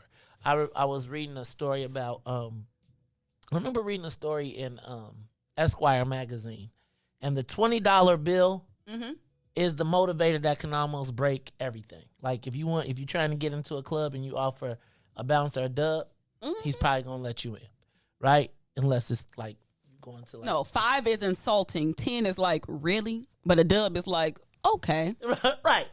So it's a dub there. What dollar amount could you think you could get the most out of? A dub or 100? I done kind of moved up to hundreds. Like really? You be tipping hundreds? I don't tip hundreds, but like I think that's like a standard. Like if I'm giving like a political donation or like a wedding gift, okay, like that's like I say 100 is like a good spot. Pay for your meal. Yeah, like any like if it's like a wedding, you political pay $100 gift, at the wedding. I would normally give 100 in the car. Absolutely. Damn, Jay. I would want somebody to do the same for me. Like it's a wedding. Ruthie, you gonna be wanting a pension in your car. Stop it. But I think 100 is like a good. If you got it, that's like a good, nice amount. I do too. A crisp 100 or the 520s. Ooh. Are you more motivated by a crisp 100 or 520s? Give me the crisp 100. Big head hundreds. But You know that song? No. I was spending $100 since they had small faces. That's what I know about $100. See, them look a little too fake. Them look fake. No, I remember when them big face Them $100s came out. fake. That's when them old $100s. The old $100s was. You take an old $100 to the Arab growth, they gon' look at it. Don't even the little pen don't even be working on them sometimes. Like, what you get out of you, my store? You get out of my store with that. Hey man, listen. Hey, sometimes you might need to check your money when they give it to you. I'm still spending money from 88. You ain't 88. 88. Ruthie, why you gotta steal why you can't let me have my little swag? 88 was a good year. I know. That's when Jay said I still spending money since 88, right? That's when me and Riis came into the world. See, I still got 100 from y'all, yeah. That's really good. That's really a lie. I don't have it. Every 100 I had in 88, yeah, it was gone in 89. All right, y'all. This is the Meija Jackson Show. I don't know where we went on this. Oh, because the Democratic chair. I think he saw my question list. Because I was going to ask him. Do you think that being a gay man, black gay man, gives you an advantage in the Democratic Party? Is there an advantage to being gay and black in the Democratic Party for a man?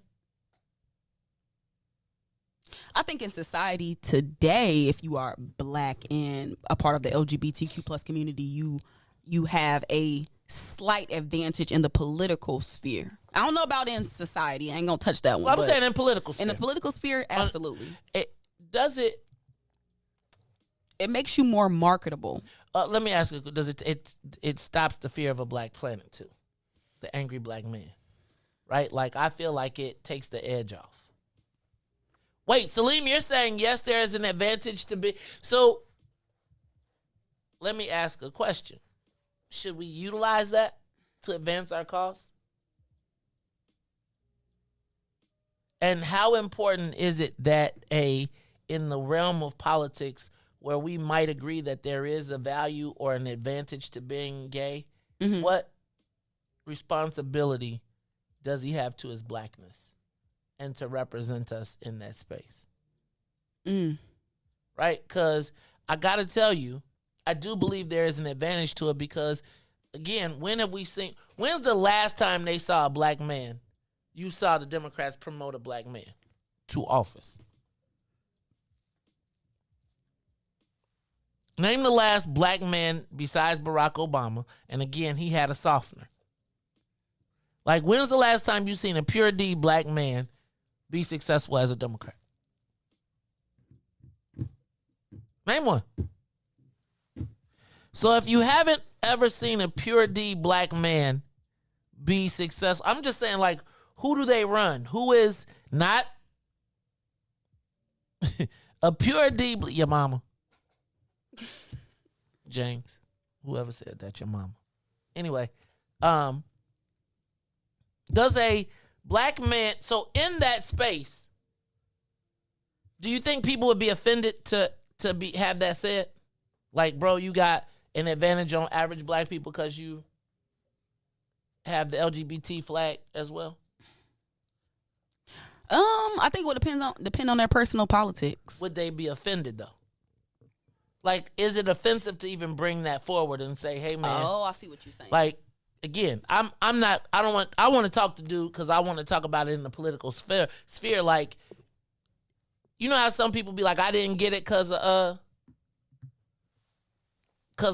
I was black. You know how they would say you got it because you black. I don't want to say he got it because he was LGBTQ, but I do ask, if that is an advantage, a perceived advantage, how do we leverage that for a better opportunity for black people?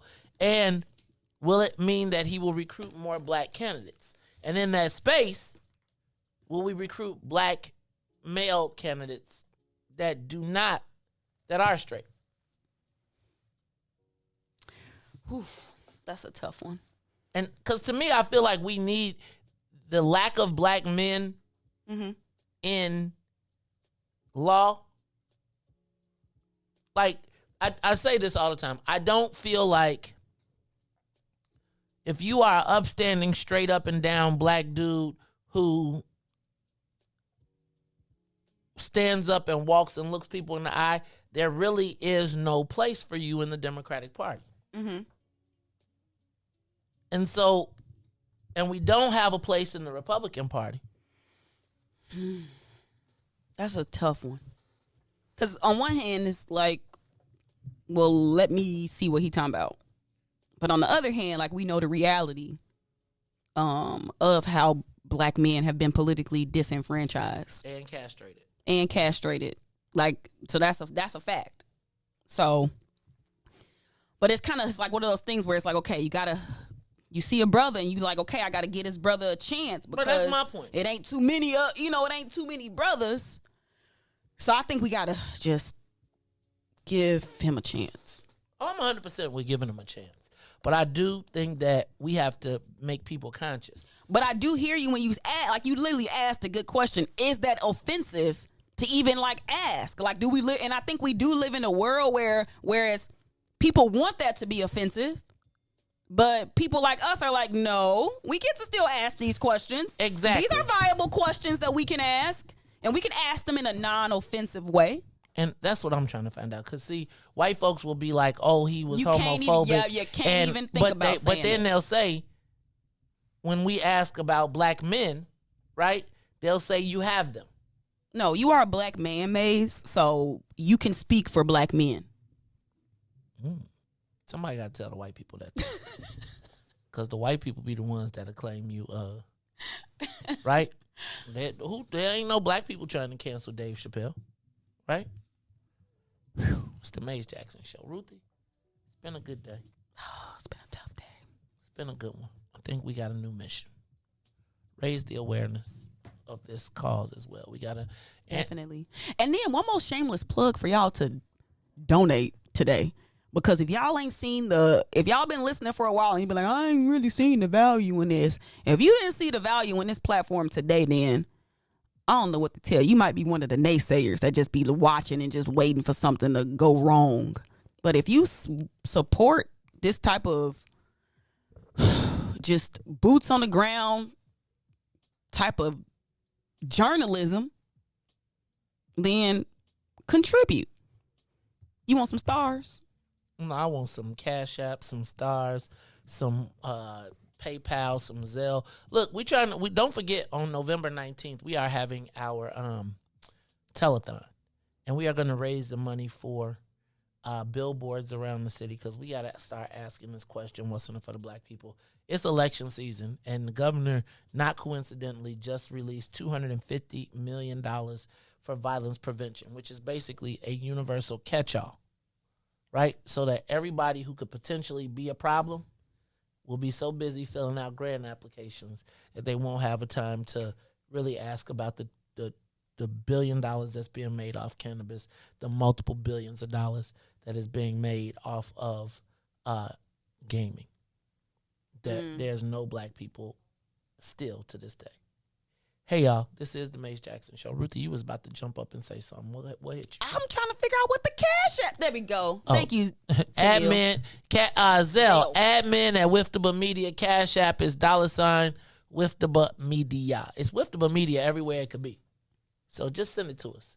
And if you want to send it to me personally because you want to give me a little love, send it to What's In For The Black People. Hey, y'all, we'll post it as well. Preston Shanks. Hey, Preston, remember when you used to troll me?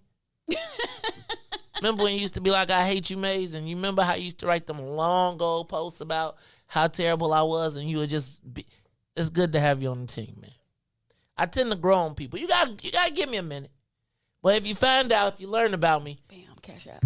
Yeah, if you learn about me, all I ever want is to see black people do good, right? I ain't never started with a malicious bone in my body, but I will end there. And I say it only to say, no, because, I be like, man, I be showing the love, appreciation, and I appreciate all of y'all. This is the Meija Jackson Show. Asking my bad. For Maze and Riis and Ruthie, did we say Todd yet? Damn, I don't know if we going to say Todd. We got a phone call? No, you throwing Riis like, you need to wrap it up. I gotta go. Oh, for Maze and Riis and Ruthie and Todd, I am the host of the Meija Jackson Show. Ask it every single day. Where them slushies at? Ooh. In my refrigerator, you know I got you. So let me tell y'all. Okay, now I'm gonna tell y'all a slushy story real quick. So and Devin and Mario will appreciate this because we all sat in the car and watched. We all sat outside and watched it. So the slushy machine is being emptied, and I'm watching everybody run out the store, and they getting the slushies dumped into their personal cups, and they getting everything. And Ruthie, now one person said, "Hey, did we get Meija cup?" Oh, I was looking. Look, I saw mugs going back. I saw people with cups. They went back, and I was like, so look, Devin, and Mario was sitting there, and I was like, y'all see, like, they was like, wait, what's going on? Because everybody like, what's the commotion? And then they was like, Mario like, damn, cuz they ain't even ask you. Did you, like, you sitting out here, like, I done barbecued, people done took food off my plate, off my grill, I done brought the whole thing, Ruthie, we put the whole thing together. Nobody said at the end, even the chick who had the machine, who came and took two hot dogs, I was like, damn. Asked you to put them back on the grill to heat them up. Sure did. Now, one person said, hey, before we ride up out of here, did y'all put Meija cup of slushy up? I was like, He was doing so good, and that one pettiness came out. and it's always, that's my pet. That's my pet. See how I be? See how I be? See how I'll be the first one, though. I was like, who said bring the slushy machine? Right? Everybody drinking off the slushy machine. It's the Meija Jackson Show. I'm your host, Meija Jackson, Ruthie Moore, DJ Riis the Ruler, sometimes Todd, asking every single day, what's in it for the black people? And I don't think I counted that one. Sometimes. And if you don't like it, you can still tell them. May said, we out of here. Peace. Let's get down to business and go ahead and address the facts, man. Lightfoot seems more lesbian than black. Rahm Emanuel's another case. He was just as tired. 50 closed schools left much to be desired. Police had Anjanette naked on that body cam. They suppressed the footage so it couldn't touch a lot of hands. Reminds me of that 16 shots in that cover-up. Both of them similar, so I went and dug it up. George Floyd killed, a lot of riots happening in town. Southside burned and they wouldn't let them bridges down. Grandmother sick, need a prescription and plus a couple groceries. You gon' have to travel just to get it now. COVID-19 out here shutting all the business down. Not enough SBA loans to even give around. So many failed businesses that you can put them in the pile. If you don't survive the pandemic, it's gonna sit you down. We sing, dance, play ball, entertain, and crack jokes. Government infested black neighborhoods with crack smoke. System that milked us so bad, we got lactose. Still trying to find out what's in it for us black folks. We sing, dance, play ball, entertain, and crack jokes. Government infested black neighborhoods with crack smoke. System that milked us so bad, we got lactose. Still trying to find out what's in it for us black folks. Shout out to Willie Wilson, hope one day you get to send it. We need some different players in the game to handle business.